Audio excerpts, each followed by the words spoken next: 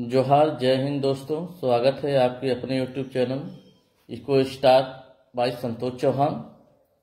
आज हम लोग देखेंगे कि जो व्यष्टि अर्थशास्त्र है, व्यष्टि अर्थशास्त्र के जो महत्वपूर्ण जो चैप्टर हैं, प्रत्येक चैप्टर में से जो महत्वपूर्ण एमसीक्यू हैं, जो जिसे हम ऑब्जेक्टिव प्रश्न कहते हैं, वो कैसे कैसे हैं और उनके सही आंसर क्या है। यहाँ पे जो एमसीक्यू आपको जो मिलेंगे, पहले तो हम लोग देख लेते हैं व्यष्टि अर्थशास्त्र में वो कौन कौन से चैप्टर है, जिससे जो है क्लास 12वीं फाइनल ईयर के जो बच्चे हैं वे पढ़ते हैं। उसका हम लोग सिलेबस देख लेते हैं। एक नज़र में जो है सिलेबस देख लेते हैं। सिलेबस क्या है व्यष्टि अर्थशास्त्र। पहला चैप्टर है परिचय, दूसरा उपभोक्ता के व्यवहार का सिद्धांत, तीसरा है उत्पादन तथा लागत, चौथा है पूर्व प्रतिस्पर्धा की स्थिति में फर्म का सिद्धांत, पांचवा बाजार संतुलन और छठा है प्रतिस्पर्धा रहित बाजार। तो हम एक एक करके जो है हर चैप्टर से जो महत्वपूर्ण एमसीक्यू प्रश्न है, जो ऑब्जेक्टिव प्रश्न है, हम लोग उससे देखेंगे और उसके राइट आंसर क्या है। यहाँ पे जो ऑब्जेक्टिव प्रश्नों का जो संग्रह है, ये हर बोर्ड के स्टूडेंट के लिए बहुत ही इम्पोर्टेंट है। चाहे आप बिहार बोर्ड से हो, चाहे यूपी बोर्ड से हो, चाहे जैक बोर्ड से हो या आप सीबीएसई बोर्ड से हो, इस सभी बोर्ड के विद्यार्थियों के लिए बहुत ही इम्पोर्टेंट है। क्योंकि जो है हर बोर्ड में वर्तमान समय में एनसीईआरटी की किताबें पढ़ाई जा रही हैं और ये एनसीईआरटी के ही किताबों का एक प्रश्नों का एक संग्रह है। यहाँ पे जो मैटर है एनसीईआरटी के मैटर से संबंधित है। तो जो पहला चैप्टर है एनसीईआरटी के बुक में वो परिचय है। हम देखते हैं कि इस परिचय में महत्वपूर्ण वो कौन कौन से ऑब्जेक्टिव प्रश्न हैं जो एग्जाम में आ सकते हैं। चलिए हम लोग आगे बढ़ते हैं।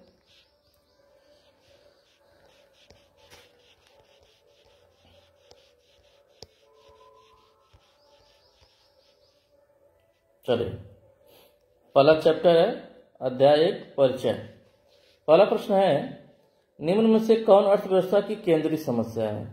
तो अर्थव्यवस्था की जो केंद्रीय समस्या होती है वो साधनों के चयन से। जो अर्थव्यवस्था में जो हमारे साधन है, भूमि, श्रम, पूंजी, साहस, ये जो 4 साधन है, तो साधनों का जो चयन है, साधनों के चयन से जो संबंधित जो समस्या होती है उसी को बोलते हैं अर्थव्यवस्था की केंद्रीय समस्या है। अर्थव्यवस्था में ये साधन सीमित हैं, हमारी इच्छाएं असीमित हैं। अपनी असीमित इच्छाओं को पूरा करने के लिए हमें सीमित साधनों का प्रयोग करना पड़ता है। तो जो हमारे सीमित साधन हैं उनका जो चयन है, उनके चयन की समस्या ही अर्थव्यवस्था की केंद्रीय समस्या कहलाती है। तो यहाँ पर अगर विकल्प देखा जाए साधनों का आवंटन, तो ये भी विकल्प सही है। साधनों का कुशलतम प्रयोग, ये भी सही है। इसके साथ साथ जो अर्थव्यवस्था का आर्थिक विकास भी हो, ये भी सही है। तो पहले का जो राइट आंसर होगा उपयुक्त सभी। दूसरा देखते हैं,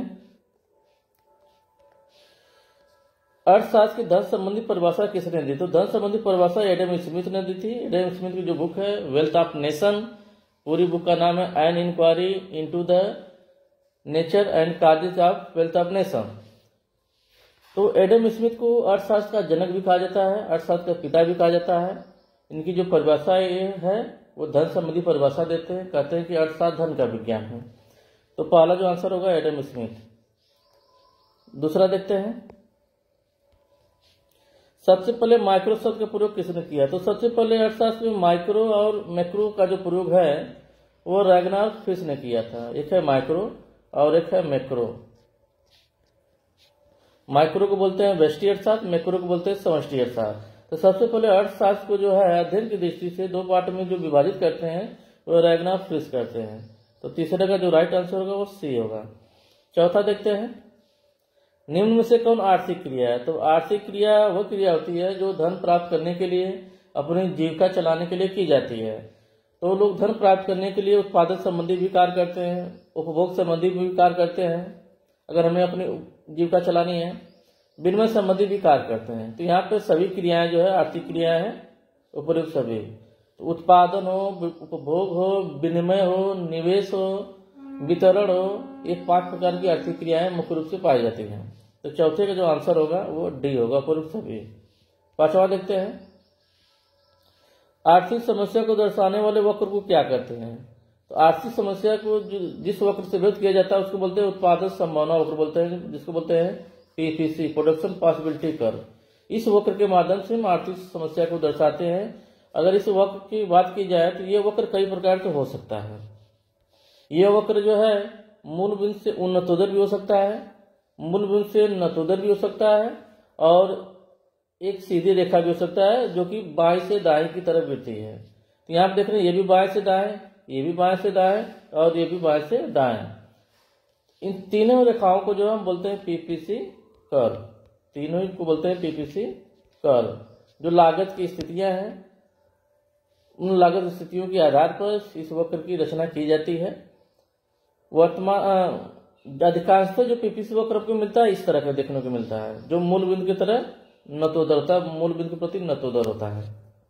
आगे देखते हैं हम लोग। अवसर लागत का वैकल्पिक नाम क्या है? तो अवसर लागत को जो हम बोलते हैं आर्थिक लागत बोलते हैं, आर्थिक लागत बोलते हैं। आर्थिक समस्या मूल रूप से किस तथ्य की समस्या है? 8वां प्रश्न देखते हैं। आर्थिक समस्या मूल रूप से किस तथ्य की समस्या है? तो ये चुनाव की समस्या है। चुनाव या चयन, किसका चुनाव, किसका चयन? साधनों का। अर्थव्यवस्था में जो हमारे साधन है, भूमि, श्रम, पूंजी और साहस, ये साधन सीमित है। तो सीमित साधनों के चयन की जो समस्या होती है, सीमित साधनों की चुनाव की जो समस्या होती है, वही हमारी आर्थिक समस्या, केंद्रीय समस्या है। तो इसका राइट आंसर होगा 8वां का सी होगा, चुनाव की। आगे देखते हैं। निम्न में कौन उत्पादन के साधन है? तो उत्पादन के साधन भूमि भी है, श्रम भी, पूंजी भी, यानी सही आंसर होगा डी, उपयुक्त सभी। मिश्रित अर्थव्यवस्था में महत्वपूर्ण निर्णय किसके द्वारा लिए जाते हैं? मिश्रित अर्थव्यवस्था में महत्वपूर्ण निर्णय किसके द्वारा लिए जाते हैं? तो महत्वपूर्ण निर्णय जो है सरकार द्वारा लिए जाते हैं। तो 10वें का सी आंसर होगा। तो ये रहा बच्चों चैप्टर फर्स्ट परिचय। और इस चैप्टर से कौन कौन से महत्वपूर्ण प्रश्न हैं जो एग्जाम में आ सकते हैं, ये 10 प्रश्नों का एक संग्रह था, बहुत ही इंपॉर्टेंट है। इस चैप्टर से कोई न कोई जो है 2 या 3 प्रश्न जरूर आपके एग्जाम में आएगा ही आएगा, क्योंकि 30 प्रश्नों का एक सेट होता है। तो उस 30 प्रश्नों के जो ऑब्जेक्टिव जो सेट होंगे उसमें से जो है 2-3 प्रश्न जो है चैप्टर से आ सकते हैं। तो इसको आप लोग एक बार देख लीजिएगा। कल हम लोग देखेंगे जो है एक दूसरे चैप्टर के बारे में देखेंगे, और दूसरे चैप्टर का नाम है उपभोक्ता के व्यवहार का सिद्धांत। उपभोक्ता के व्यवहार का सिद्धांत कल हम लोग इसको देखेंगे। इसके जो महत्वपूर्ण जो इसमें सिद्धांत है, जो महत्वपूर्ण ऑब्जेक्टिव प्रश्न है, वो कौन कौन से हैं, उसके राइट आंसर क्या है। आज के लिए इतना ही। धन्यवाद। यदि आपने हमारे चैनल को सब्सक्राइब नहीं किया है तो प्लीज़ सब्सक्राइब भी कीजिए, शेयर भी कीजिए। धन्यवाद। जोहार, जय हिंद दोस्तों। स्वागत है आपके अपने YouTube channel Eco Star by Santosh Chauhan. आज हम लोग देखेंगे उपभोक्ता के व्यवहार का सिद्धांत, चैप्टर नंबर 2 देखेंगे कि इस चैप्टर से महत्वपूर्ण जो है MCQ कौन कौन से है, महत्वपूर्ण जो ऑब्जेक्टिव प्रश्न हैं कौन कौन से हैं और उनके राइट आंसर क्या है। सभी प्रश्नों को हम लोग देखते हैं। आइए हम लोग आगे बढ़ते हैं। पहला प्रश्न है, उपभोक्ता व्यवहार का अध्ययन किया जाता है व्यष्टि अर्थशास्त्र में, समष्टि अर्थशास्त्र में, आय विश्लेषण में, इनमें से कोई नहीं। तो उपभोक्ता के व्यवहार का जो हम अध्ययन करते हैं हम व्यष्टि अर्थशास्त्र में करते हैं। व्यष्टि अर्थशास्त्र एक ऐसा अर्थशास्त्र जिसमें हम लोग जो क्या करते हैं, व्यक्तिगत स्तर पर जो है, सूक्ष्म स्तर पर जो है किसी चर का अध्ययन करते हैं। जैसे एक उपभोक्ता हुआ, कोई एक फर्म हुई, मांग हुई, पूर्ति हुई, उत्पादक हुआ, विक्रेता हुआ, उद्योग हुआ। तो यहाँ पे हम व्यक्तिगत स्तर पर अध्ययन करते हैं। तो उपभोक्ता का अध्ययन जो है हम व्यष्टि अर्थशास्त्र में करते हैं। तो पहले का जो राइट आंसर होगा वो ए होगा। आगे हम लोग बढ़ते हैं।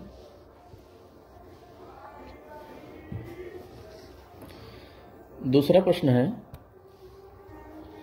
किसी वस्तु के अंदर छिपा हुआ गुण जो मानवीय आवश्यकता को संतुष्ट करता है, तो इसको हम बोलते हैं उपयोगिता। किसी वस्तु के उपभोग से जो हमें संतुष्टि मिलती है उसी को हम उपयोगिता बोलते हैं।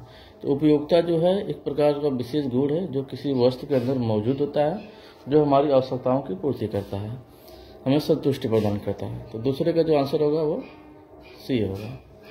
जब कुल उपयोगिता अधिकतम होती है तो सीमांत उपयोगिता क्या होती है, टोटल यूटिलिटी जब मैक्सिमम होती है। तो यहाँ पर जो मार्जिनल यूटिलिटी होती है, सीमांत उपयोगिता, वो 0 होती है। तो इसका राइट आंसर होगा सीमांत उपयोगिता 0 होगी।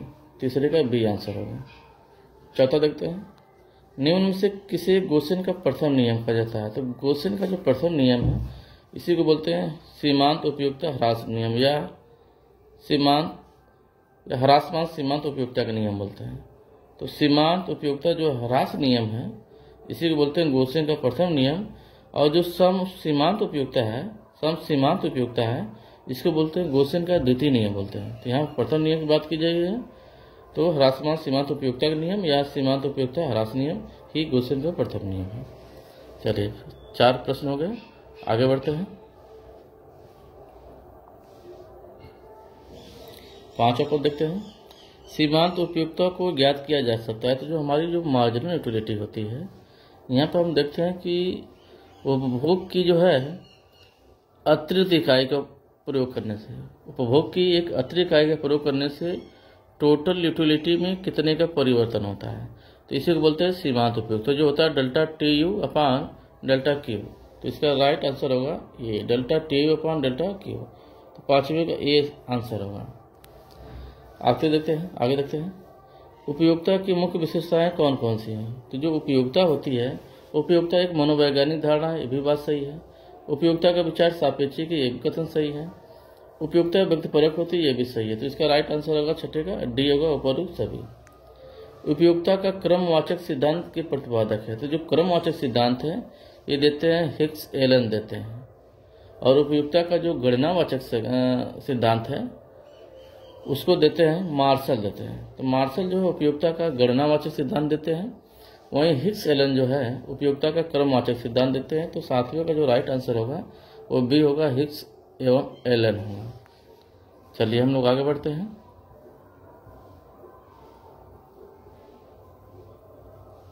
आठवां प्रश्न देखते हैं। किसी एक वस्तु की सभी इकाइयों से प्राप्त होने वाली उपयोगिता का योग को क्या कहते हैं। तो उसको बोलते हैं कुल उपयोगिता बोलते हैं। जो कुल उपयोगिता होती है ये किसी वस्तु की सभी इकाइयों से मिलने वाली उपयोगिताओं का योग होती है, यानी ये सीमांत उपयोगिताओं का योग होती है। किसी वस्तु की प्रत्येक अगली इकाई से मिलने वाली सभी सीमांत उपयोगिताओं का ये योग होती है।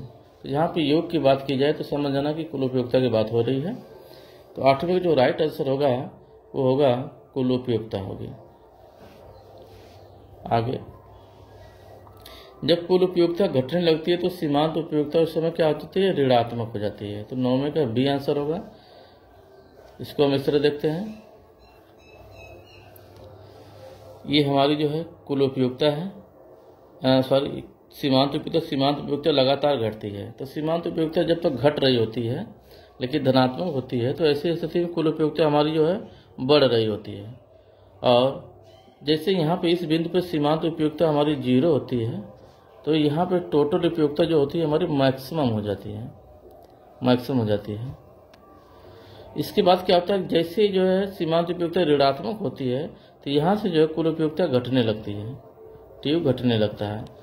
तो सीमांत उपयोगिता जब ऋणात्मक होगी, जब क्या होगी, ऋणात्मक होगी, तो कुल उपयोगिता जो है घटने लगती है। तो इसका जो राइट आंसर होगा 9वें का वो होगा बी, ऋणात्मक।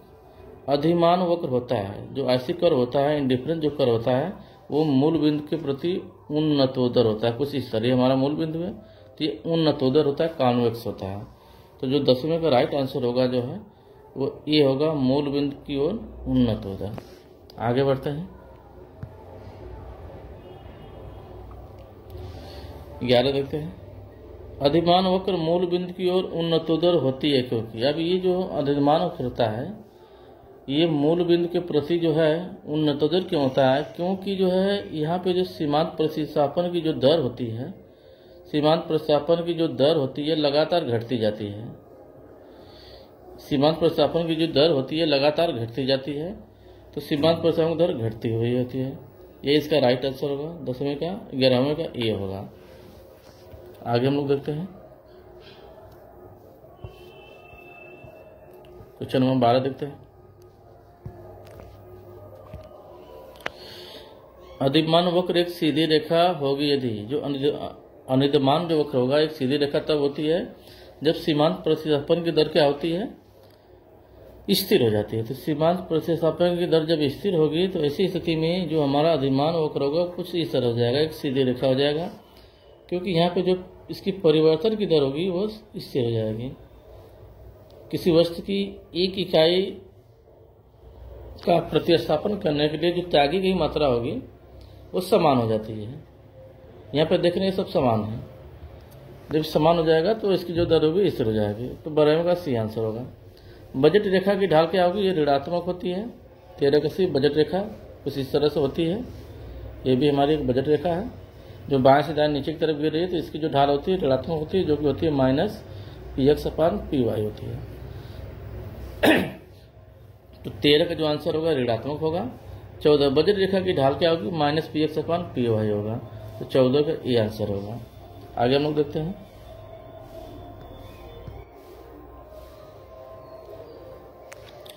बजट रेखा का समीकरण। तो बजट रेखा का जो समीकरण होता है वो ये होता है, यम बराबर होता है P1 x1 P2 x2। इधर P1 होगा तो इधर भी x1 होगा, इधर P2 होगा तो इधर x2 होगा, यानी 1 1 2 2 हो रखेंगे। तो जो राइट आंसर होगा B, P1 x1 P2 x2। तो यम बराबर P1 x1 plus P2 x2 इसका राइट आंसर होगा। 15 का बी आंसर होगा। आगे देखते हैं। बजट रेखा अपनी बाईं ओर विवर्तित होगी जब। तो हमारी ये जो बजट रेखा है ये भी करे बाईं ओर विवर्तित हो रही है, यानी इधर बजट रेखा इधर बाईं ओर विवर्तित होगी। तो बाईं ओर विवर्तित तभी होगी जब उपभोक्ता की आय कम हो जाती है। ये दाईं ओर विवर्तित कब होती है, जब उपभोक्ता की आय बढ़ जाती है। तो उपभोक्ता की जब आय कम होगी तो बाईं ओर विवर्तित हो जाएगी। तो 16 का जो आंसर होगा सी होगा, उपभोक्ता की आय में कमी। 17 देखते हैं। अधिमान वक्र के अनुसार उपभोक्ता संतुलन उस बिंदु पर होगा जहां पे सीमांत प्रतिस्थापन की दर जो है बजट रेखा की ढाल के बराबर होती है। ये इसका राइट आंसर है। अनधिमान वक्र मूल बिंदु की ओर उन्नतोत्तर होता है, ये भी सही है। तो राइट आंसर होगा सी, ए और बी दोनों। तो 17 का सी आंसर होगा, ए और बी दोनों। आगे देखते हैं।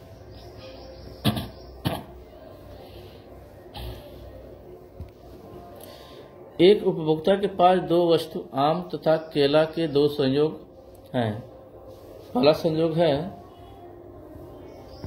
5 आम 2 केले का। दूसरा जो संयोग है 5 आम 3 केले का। तो उपभोक्ता दोनों संयोजों के बीच तटस्थ होगा। यह कथन क्या है, सही है गलत है मालूम नहीं, इनमें से कोई नहीं। तो यहाँ पर हम देख रहे हैं कि 5 आम यहाँ पर भी 5 आम यहाँ पर भी है, लेकिन यहाँ पे 2 केला है तो यहाँ पे 3 केला है। तो यहाँ पर देख रहे हैं केले में अंतर है। तो ऐसी स्थिति में उपभोक्ता तटस्थ नहीं होगा, उदासीन नहीं होगा, संतुष्टि दोनों की अलग अलग हो जाएगी। ठीक है। तो यहाँ पे जो कह रहा है कि दोनों संयोगों के बीच तटस्थ होगा, उदासीन होगा, संतुष्ट होगा, ये कथन गलत है। बी का होगा गलत है। आगे देखते हैं। मांग को प्रभावित करने वाले तत्व निम्नलिखित में कौन कौन से? तो मांग को कीमत भी प्रभावित करती है, आय में परिवर्तन भी प्रभावित करती है, उपभोक्ता की रुचि भी प्रभावित करती है, यहाँ तक कि जो संबंधित वस्तुएं होती हैं वो भी मांग को प्रभावित करती हैं। तो इसका राइट आंसर होगा डी, उपयुक्त सभी। आगे देखते हैं।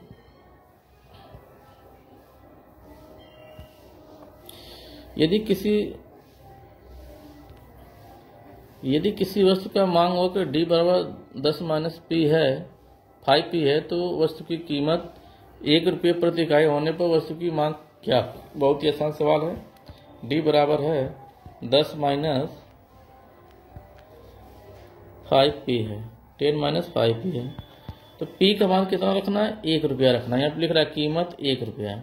तो 10 - 5 × 1 हो जाएगा 10 - 5 बराबर 5 हो जाएगा। तो 20 का जो राइट आंसर होगा डी 5 हो जाएगा। आगे देखते हैं। कॉफी के मूल्य में वृद्धि होने से चाय की मांग पर क्या प्रभाव पड़ेगा? तो कॉफी और जो चाय है ये दोनों ही वस्तुएं स्थानापन्न वस्तुएं हैं। जब एक स्थानापन्न वस्तु की कीमत बढ़ती है तो दूसरी स्थानापन्न वस्तु की मांग बढ़ती है। तो जाहिर सी बात है 21 का राइट आंसर होगा बढ़ती है। कॉफी के मूल्य अगर बढ़ेगा तो चाय की मांग बढ़ जाएगी। 21 का राइट आंसर होगा ये। 22 देखते हैं।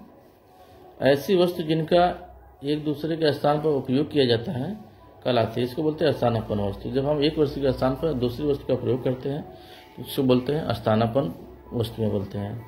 जैसे जब हम रसगुल्ला के स्थान पर जो है रसमलाई खाएं या गुलाब जामुन खाएं, ये सब क्या है, मीठी वस्तुएं हैं, स्वीट्स हैं, जिनका हम एक मिठाई के स्थान पर दूसरी मिठाई का प्रयोग कर सकते हैं। तो इन सब वस्तुओं को बोलते हैं हम स्थानापन्न वस्तुएं बोलते हैं। या जब हम गुड़ की जगह चीनी का प्रयोग करते हैं, या समोसा के स्थान पर जो है ब्रेड पकौड़ा खाते हैं, तो इसको बोलते हैं स्थानापन्न वस्तुएं। जब हम एक वस्तु के स्थान पर दूसरी वस्तु का प्रयोग करते हैं तो ये वस्तुएं स्थानापन्न कहलाते हैं। आगे देखते हैं।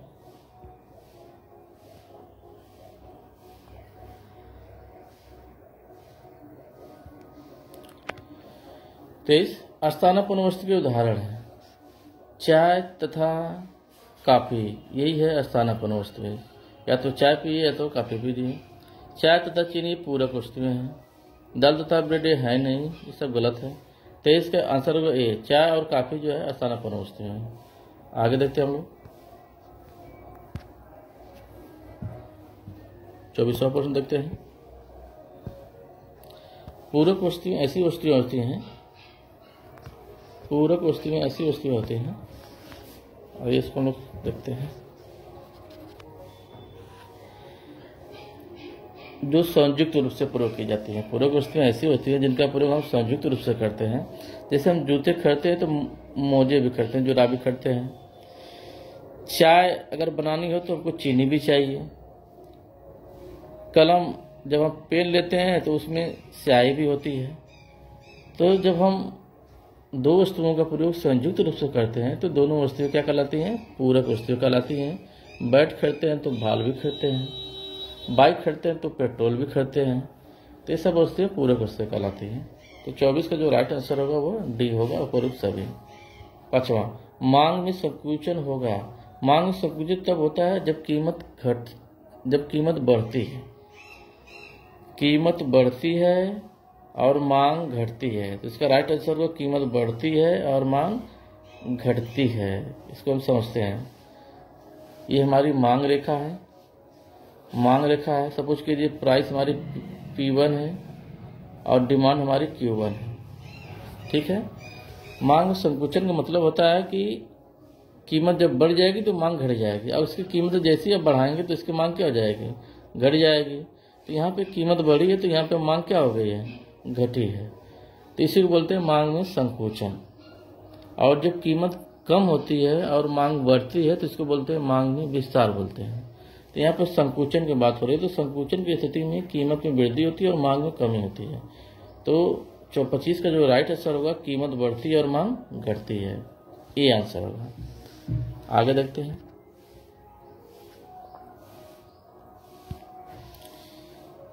मांग की कीमत लोच का अर्थ है कीमत में परिवर्तन के कारण मांग में परिवर्तन। कीमत में जब परिवर्तन होता है तो मांग में जो परिवर्तन आता है इसी को बोलते हैं मांग की कीमत लोच। तो 26 का ए आंसर होगा, बाकी सब विकल्प गलत है।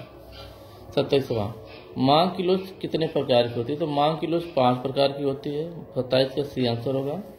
28वां, यदि मांग वक्र कीमत के समांतर है तो मांग की लोच क्या होगी। ये हमारी जो है देखते हैं, ये हमारी प्राइस है, एक्स अक्ष वाई अक्ष, ये मूल्य बिंदु है। कह रहा है कि यदि मांग वक्र कीमत अक्ष के समांतर, यानी इस तरह की बात कर रही है, ये हमारा कीमत अच्छा है, वाई अच्छा इसके समांतर है, ये हमारी मांग है। तो अगर ऐसी स्थिति हो रही है कि मांग वक्र जो है कीमत अक्ष के समांतर हो जाए तो यहाँ पे जो लोच होती है वो 0 होती है, यानी पूर्णतः बेलोचदार होती है। यानी होगा 28वां का 0 होगा। आगे देखते हैं।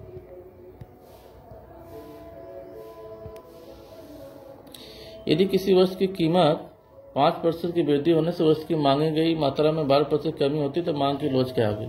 तो मांग की लोच यही होती है कि कीमत में अनुपातिक परिवर्तन के कारण मांग मात्रा में होने वाला अनुपातिक परिवर्तन।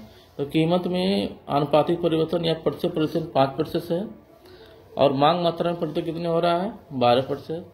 तो 12/5 कर दीजिए, 5 दूनी 10, पॉइंट लगा दीजिए, 2 बचेगा 20, 5 चौके 20, 2.4 इसका आंसर आएगा। तो 29 का जो राइट आंसर होगा वो बी होगा। आगे देखते हैं। 30, एक वस्तु का मांग फलन डी बराबर दिया 1/p। तो मांग वक्र के प्रत्येक बिंदु पर मांग की लोच क्या होगी। हालांकि मांग वक्र के प्रत्येक बिंदु पर मांग की लोच जो होती है वो अलग अलग होती है, भिन्न भिन्न होती है। लेकिन यहाँ पे जो प्रश्न पूछा गया, मांग वक्र के प्रत्येक बिंदु पर मांग की लोच क्या होगी, तो हर बिंदु पर अलग अलग होती है। तो यहाँ पर हम देख रहे हैं जो विकल्प दिया है, विकल्प कुछ और दिया है, तो कहीं ना कहीं टाइपिंग मिस्टेक है। यहाँ पे प्रत्येक जगह क्या होना चाहिए, तो मध्य लिखना होना चाहिए। क्या होना चाहिए, मध्य। यानी प्रश्न इस तरह से होगा कि एक वस्तु का मांग फलन डी बराबर 1/p है, तो मांग वक्र के मध्य बिंदु पर मांग की लोच क्या होगी। तो मांग वक्र का ये जो मध्य बिंदु होता है, इस मध्य बिंदु पर लोच जो होती है वो इकाई के बराबर होती है। मध्य बिंदु के ऊपर लोच इकाई से अधिक होती है। मध्य बिंदु के नीचे जो है लोच जो होती है इकाई से कम होती है। मध्य बिंदु के ऊपर लोच जो होती है इकाई से अधिक होती है। और यहाँ पे अनंत होती है और यहाँ पे शून्य होती है। तो इसका जो राइट आंसर होगा, मध्य बिंदु पर लोच जो होगी वह इकाई के बराबर होगी, यानी इसका ये आंसर होगा। आगे देखते हैं।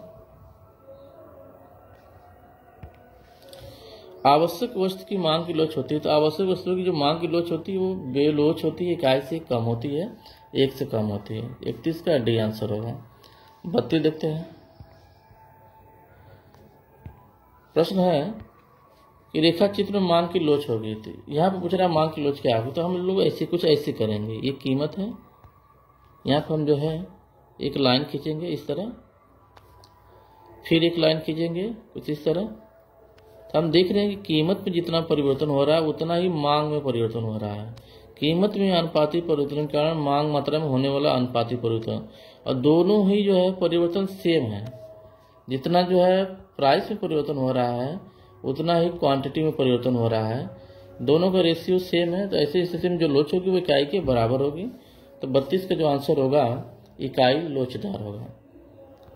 तो ये रहा जो है 32 प्रश्नों का महत्वपूर्ण जो है सेट रहा। जो है सबकी व्याख्या मैंने कर दी है। वीडियो आपको कैसा लगा हमें जरूर बताइए। यदि आपने हमारे चैनल को सब्सक्राइब नहीं किया है तो जरूर सब्सक्राइब कर लीजिए। कल हम लोग जो पढ़ेंगे, कल के वीडियो हम लोग जो पढ़ेंगे वो भी जो है MCQ ही होगा, महत्वपूर्ण ऑब्जेक्टिव प्रश्न ही होंगे। चैप्टर का नाम अगर हम की बात करें जो है चैप्टर कौन सा होगा, तो तीसरा चैप्टर होगा। तीसरा चैप्टर आइए हम लोग देखते हैं। तीसरा चैप्टर का नाम क्या है। तीसरा चैप्टर होगा उत्पादन तथा लागत का होगा। देखेंगे उत्पादन तथा लागत में जो है महत्वपूर्ण ऑब्जेक्टिव प्रश्न कौन कौन से जो एग्जाम में आ सकते हैं। तो फिलहाल आज के लिए इतना ही। धन्यवाद। जोहार, जय हिंद दोस्तों। स्वागत है आपके अपने YouTube channel Eco Star by Santosh Chauhan. आज हम लोग जो है व्यष्टि अर्थशास्त्र का जो तीसरा चैप्टर है उत्पादन तथा लागत, प्रोडक्शन एंड कास्ट से महत्वपूर्ण जो है जो महत्वपूर्ण MCQ प्रश्न है, जो ऑब्जेक्टिव प्रश्न है, उनको देखते हैं और उनके राइट आंसर क्या है। बहुत ही इंपॉर्टेंट चैप्टर है ये। पहला प्रश्न है,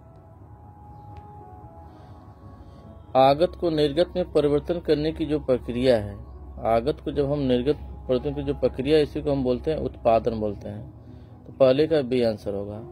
जो दूसरा आंसर है, एक फर्म के द्वारा उत्पादित वस्तुओं को बाजार में बेचने से प्राप्त राशि क्या कहलाती है। जब हम बाजार में किसी वस्तु को बेचते हैं तो जो प्राप्त जो राशि होती है इसको आय बोलते हैं, और अर्थशास्त्र में इसको हम आगम बोलते हैं।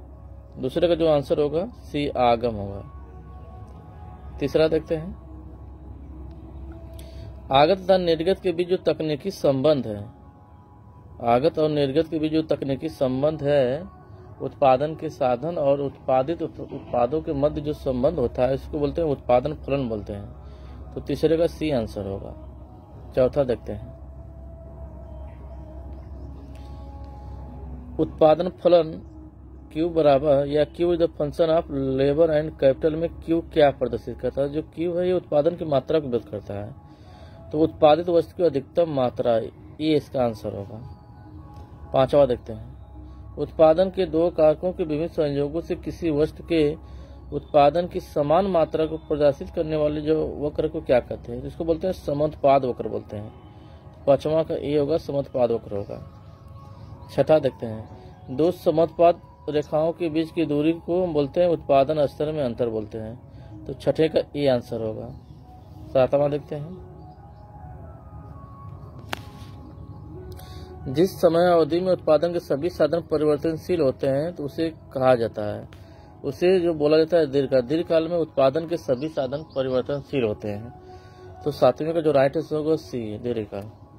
आठवां देखते हैं, उत्पादन की आगतों का स्थिर आगत तथा परिवर्ती आगत में विभाजन किस काल से संबंधित है।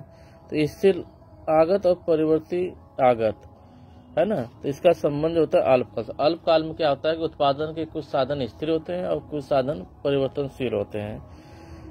तो जो आगत का मतलब यहाँ पे साधन से मतलब है, भूमि श्रम पूंजी से मतलब है। तो इसी साधन और परिवर्तनशील साधन ये हमें अल्पकाल में देखने को मिलते हैं। तो आठवें का जो राइट आंसर होगा अल्पकाल होगा। नौवां देखते हैं, ह्रासमान सीमांत उत्पादन, इसका संबंध किससे है। तो इसका संबंध अल्पकाल से। अल्पकाल में जो श्रमिक होता है, श्रमिक की जो उत्पादकता होती है ये धीरे धीरे जो घटती जाती है। मार्जिनल प्रोडक्ट ऑफ जो लेबर होता है, श्रम का जो सीमांत उत्पाद होता है वो ह्रासमान होता है। तो नौवें का जो आंसर होगा ये अल्पकाल में देखने को मिलता है, ये नौवें का ए होगा। 10वां देखते हैं,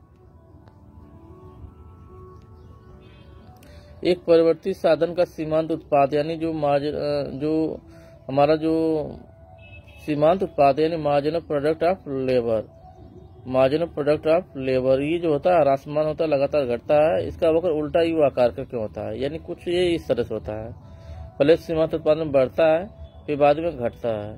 ठीक है, इसके पीछे रीजन क्या है। तो परिवर्ती अनुपात का जो नियम है, साधन परिवर्तनशील का जो नियम है, इसके कारण जो ये उल्टे यू आकार का होता है। तो इसका राइट आंसर होगा सी, परिवर्ती अनुपात के नियम के कारण। इसी के कारण जो है ये इसका आकार उल्टा यू होता है। 11वां, औसत उत्पादन सीमांत उत्पादन के बराबर कब होता है। सीमांत उत्पादन अधिक होता है, कुल उत्पादन अधिकतम होता है। औसत उत्पादन अधिकतम था, औसत उत्पादन जब अधिकतम होता है उसी टाइम क्या होता है कि सीमांत उत्पाद को बराबर होता है। इसका जो आकृति की अगर बात करें तो आकृति कुछ इस प्रकार बनती है कि ये हमारा क्या है, ये हमारा है औसत उत्पादन, average product of the labour. इसके ऊपर से आता है सीमांत उत्पादन, सीमांत उत्पादन इसके ऊपर से आता है और जहाँ पे औसत उत्पादन अधिकतम होता है इसी जगह उसको कट करता है। ठीक है, तो औसत उत्पादन यहाँ पे इस बिंदु पर अधिकतम है और इस अधिकतम बिंदु को ऊपर से जो है ये सीमांत उत्पाद जो होता है, श्रम का जो सीमांत उत्पाद होता है कट करता है, वक्र करता है यहाँ पे। तो औसत उत्पाद अधिकतम होता है। 11वें का जो राइट आंसर होगा सी होगा। आगे देखते हैं,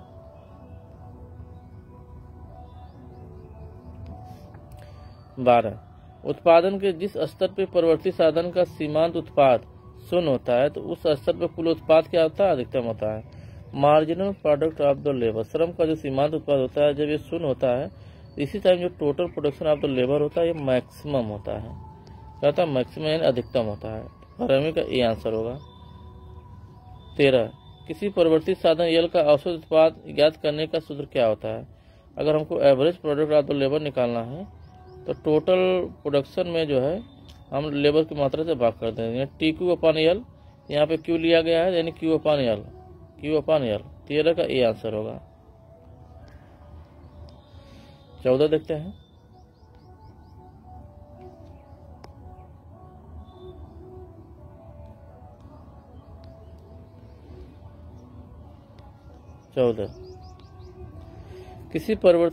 किसी परिवर्तित साधन की मात्रा के सापेक्ष कुल उत्पादन में परिवर्तन की दर को क्या कहते हैं।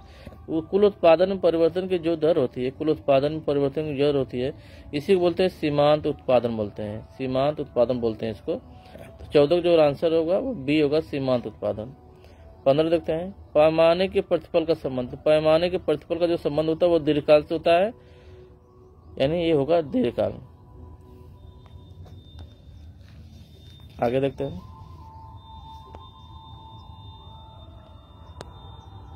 16,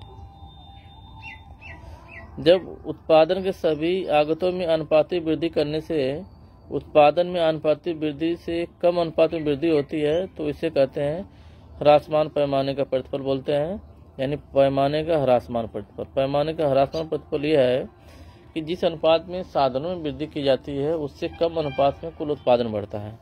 तो 16 का सही आंसर होगा सी, पैमाने का ह्रासमान प्रतिफल। 17 देखते हैं, किसी वस्तु के उत्पादन के लिए उत्पादन की आगतों पर किए गए खर्च को क्या कहा जाता है? तो किसी भी वस्तु का जब हम उत्पादन करते हैं तो उस उत्पादन प्रक्रिया में जो टोटल खर्चा होता है उसको हम बोलते हैं लागत बोलते हैं। 16 का 17 का बी होगा। 18वां देखते हैं।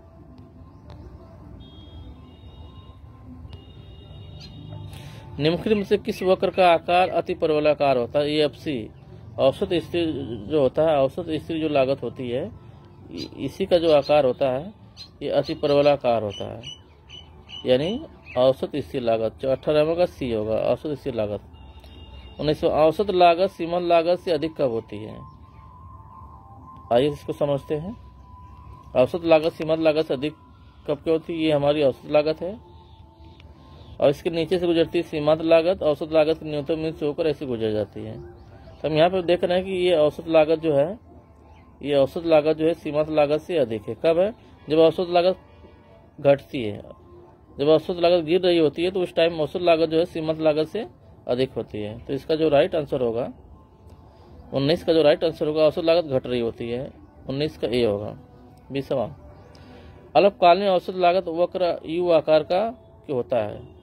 कि एक बार जो है औसत लागत घटती है फिर बढ़ती है, यू आकार का क्यों होता है? इसके पीछे जो रीजन है, अल्पकालीन औसत लागत अल्पकालीन स्थिर लागत तथा औसत परिवर्तित लागत का योग होती है। यानी जो अल्पकालीन जो औसत लागत होती है, जो एसी होती है, EFC और ABC का योग होती है। ये कथन सही है। परिवर्ती अनुपात का नियम लागू होता है, तो ये कथन भी सही है। तो 20 का जो राइट आंसर होगा वो सी होगा, ए और बी। तो ये रहा 20 प्रश्नों का एक सेट रहा उत्पादन और लागत के जो महत्वपूर्ण प्रश्न है, जो JAC board, UP board, Bihar board या CBSE बोर्ड से एफिलेटेड जितने भी कॉलेजेज हैं, 12वीं के जो बच्चे हैं जो अर्थशास्त्र पढ़ते हैं, उनके फाइनल एग्जाम में इस चैप्टर से ये सब महत्वपूर्ण प्रश्न आ सकते हैं। फिलहाल आज के लिए इतना ही। धन्यवाद। जोहार, जय हिंद दोस्तों। स्वागत है आपके अपने YouTube channel Eco Star by Santosh Chauhan. आइए हम लोग देखते हैं चैप्टर 4 देखते हैं, अध्याय 4 देखते हैं, पूर्ण प्रतिस्पर्धा की स्थिति में फर्म का सिद्धांत। देखते हैं कि इस चैप्टर से महत्वपूर्ण ऑब्जेक्टिव प्रश्न कौन कौन से हैं और उनके राइट आंसर क्या है। बहुत ही इंपॉर्टेंट चैप्टर है। चलिए शुरू करते हैं। पहला प्रश्न है, किस बाजार में AR वक्र X अक्ष के समांतर होता है? तो एक बाजार होता है पूर्ण प्रतियोगी बाजार। पूर्ण प्रतियोगी बाजार में जो है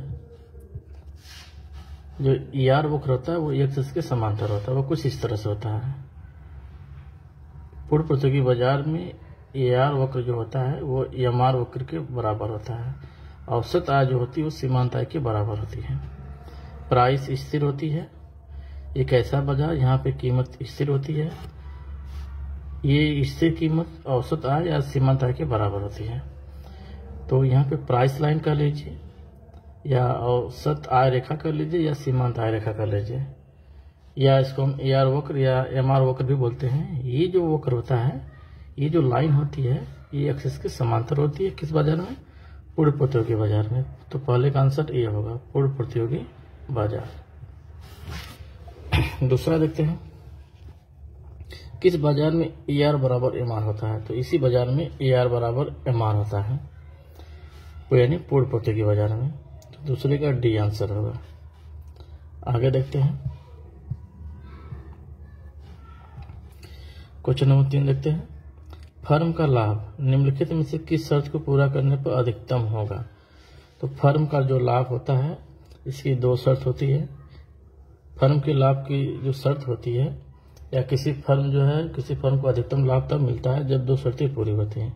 पहली शर्त है कि जो MR है वो MC के बराबर हो। दूसरी शर्त है कि जो MC की ढाल है वो ग्रेटर होनी चाहिए किससे? MR की। तो इसको बोलते हैं आवश्यक शर्त, इसको बोलते हैं पर्याप्त शर्त। ये 2 शर्तें होती हैं। जहाँ पे दोनों शर्तें पूरी होती हैं उसी जगह जो है फर्म को अधिकतम लाभ की प्राप्ति होती है या फर्म संतुलन में होता है। ये जो MC वक्र की जो ढाल MR से जो अधिक होती है, इसका मतलब ये होता है कि सपोज कीजिए कि ये हमारा MR वक्र है, पूर्ण प्रतियोगी बाजार में हमारा ये MR वक्र है। तो MC वक्र इसको जो है यहाँ से ये जो नीचे से जो काटते हैं इस बिंदु पर, इसी जगह संतुलन होता है, इसी जगह संतुलन होता है। तो एमसी वक्र एमआर को यहाँ पे नीचे से काटती है। यहाँ पे लिखा है जहां एमसी वक्र एमआर को नीचे से काटे, तो बी भी विकल्प सही है, ए भी सही है। इसका राइट आंसर होगा तीसरे का सी होगा, ए और बी दोनों होगा। आगे देखते हैं। फर्म के संतुलन की प्रथम शर्त यही है, एमसी बराबर एमआर। 5वां बिंदु, सम विच्छेद बिंदु तब उत्पन्न होता है जब क्या होता है, जब टी आर और टी सी बराबर होते हैं, कुल आय कुल लागत के बराबर होती है, तभी उत्पन्न होता है। तो 5वें का जो राइट आंसर होगा ये होगा, टी आर बराबर टी सी। आगे देखते हैं 6वां, पूर्ति निम्नलिखित किससे जुड़ी होती है? तो पूर्ति का संबंध हमेशा कीमत से होता है, तो 6वें का जो राइट आंसर होगा वो बी। पूर्ति का संबंध कीमत से होता है, कीमत बढ़ती है तो पूर्ति बढ़ती है। 7वां देखते हैं।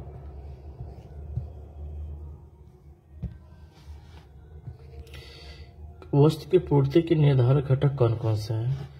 तो पूर्ति के जो निर्धारक घटक है, वस्तु की कीमत ये भी है, संबंधित वस्तु की कीमत ये भी है, उत्पादन साधनों की कीमत ये भी सही है। तो 7वें का राइट आंसर होगा डी। 7वें का राइट आंसर होगा डी। 8वां देखते हैं, पूर्ति के नियम को निम्नलिखित से कौन सा फलन प्रदर्शित करता है? तो जो हमारी सप्लाई होती है, supply is the function of price होता है, जो पूर्ति होती है वो कीमत का फलन होती है। तो राइट आंसर होगा S, S is the function of price. 9वां देखते हैं, अन्य बातें समान रहे तो वस्तु की कीमत तथा पूर्ति मात्रा में धनात्मक संबंध क्या व्यक्त करता है? मांग का नियम गलत, पूर्ति का नियम ये सही है, पूर्ति का लोच गलत, पूर्ति फलन गलत। कीमत और पूर्ति के बीच धनात्मक संबंध होता है, सीधा संबंध होता है, इसी को बोलते हैं पूर्ति का नियम। तो 9वें का यह होगा, 9वें का सी होगा, पूर्ति का नियम। 9वें का सी होगा, पूर्ति का नियम। पूर्ति और कीमत के बीच सीधा संबंध होता है। 10वां देखते हैं, पूर्ति अपने लिए मांग स्वयं उत्पन्न करती है, ये कथन किसका है? तो ये कथन जो है जेबी से का है, जेबी से का है। तो 10वीं का ये आंसर होगा। आगे देखते हैं 11, जब कीमत में थोड़ा सा परिवर्तन होने पर पूर्ति में ज्यादा हो जाए तो पूर्ति का स्वरूप निम्नलिखित में से कौन सा होगा? तो ये होगा लोचदार होगा। जिस अनुपात में कीमत में परिवर्तन होगा, अगर उससे ज्यादा पूर्ति मात्रा में परिवर्तन हो जाए तो इसको बोलेंगे लोचदार। तो 11 का ये आंसर होगा। 12 देखते हैं, जब किसी वस्तु की पूर्ति में आनुपातिक परिवर्तन उसकी कीमत में होने वाले आनुपातिक परिवर्तन से अधिक होता है तो पूर्ति की लोच क्या होगी? पूर्ति में आनुपातिक परिवर्तन उसकी कीमत में होने वाले आनुपातिक परिवर्तन से अधिक होता है, तो इसको बोलेंगे इकाई से अधिक, यानी इकाई से अधिक। तो 12 का सी हो जाएगा। 13, यदि किसी वस्तु की कीमत में 40% की वृद्धि हो परंतु पूर्ति में केवल 15% की वृद्धि हो तो ऐसी वस्तु की पूर्ति होगी। तो हम क्या करेंगे, कीमत में आनुपातिक परिवर्तन कितना है? 40%। पूर्ति में कितना हो रहा है इसे का? 15%। 15/40 भाग कर दीजिए। तो 15/40 से भाग करें तो इसका मान जाहिर सी बात है हर अधिक है, अंश कम है, तो इसका मान जो ऑलरेडी जो है 1 से कम आएगा। तो 1 से जब कम आएगा तो इसको बोलते हैं बेलोचदार। तो इसका आंसर होगा 13 का सी होगा, बेलोचदार होगा। आगे देखते हैं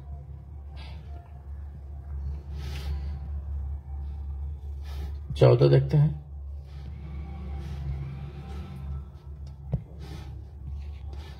निम्नलिखित चित्र क्या प्रदर्शित करता है? यहाँ पर हम देख रहे हैं ये प्राइस है, ये क्वांटिटी है, ये जो पूर्ति है यहाँ पर हम देख रहे हैं एक्स के समांतर है, इसको बोलते हैं पूर्तियां लोचदार बोलते हैं, पूर्तियां लोचदार पूर्ति। कीमत में थोड़ा सा परिवर्तन होगा, पूर्ति में बहुत ज्यादा परिवर्तन हो जाएगा, पूर्तियां लोचदार पूर्ति बोलते हैं। तो 14 का ये आंसर होगा। 15 निम्नलिखित चित्र क्या प्रदर्शित करता है? यहाँ पर देख रहे हैं जो सप्लाई वक्र है वो वाई एक्स के समांतर हो जा रहा है, कीमत में कुछ भी परिवर्तन कर दीजिए, सप्लाई वक्र उसी तरह से है, इसको बोलते हैं पूर्तियां बेलोचदार बोलते हैं, पूर्तियां बेलोचदार। तो हो गया पूर्तियां बेलोचदार पूर्ति। तो 15 का राइट आंसर होगा बी। आगे देखते हैं 16 देखते हैं, किस प्रकार के बाजार में एक फर्म कीमत स्वीकारती है? तो फर्में जब कीमत जो स्वीकारती हैं उस बाजार को बोलते हैं पूर्ण प्रतियोगी बाजार। यहाँ पे फर्में कीमत को स्वीकारती हैं, तो 16 का ए आंसर होगा।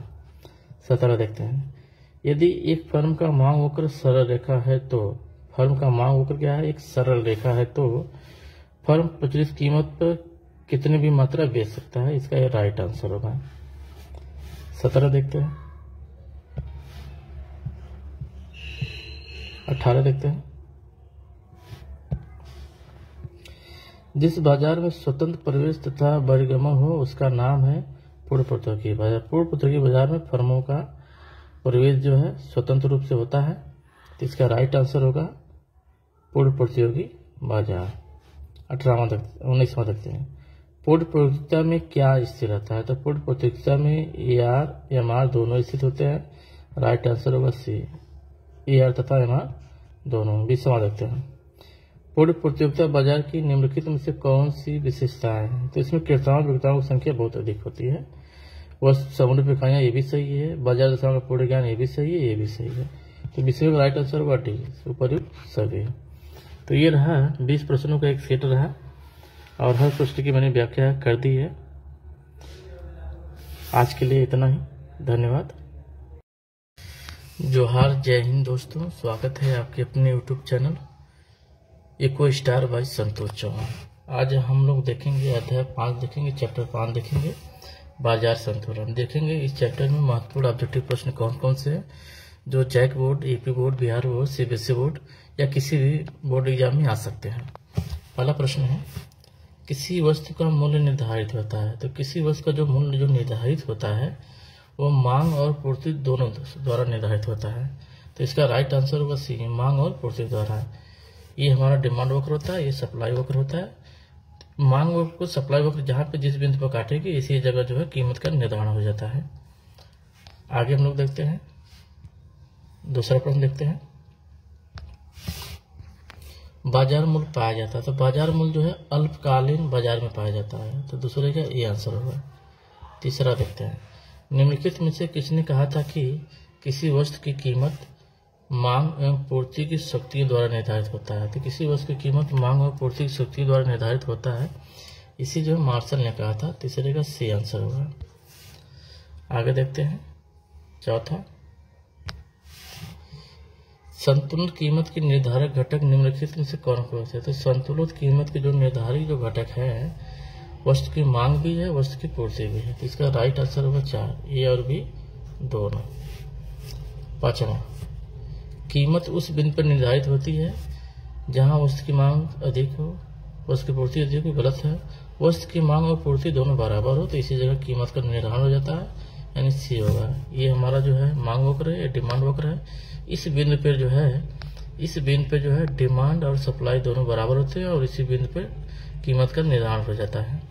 तो जहां मांग और पूर्ति बराबर हो जाते हैं वहां पर कीमत का निर्धारण होता है। छठवां प्रश्न देखते हैं,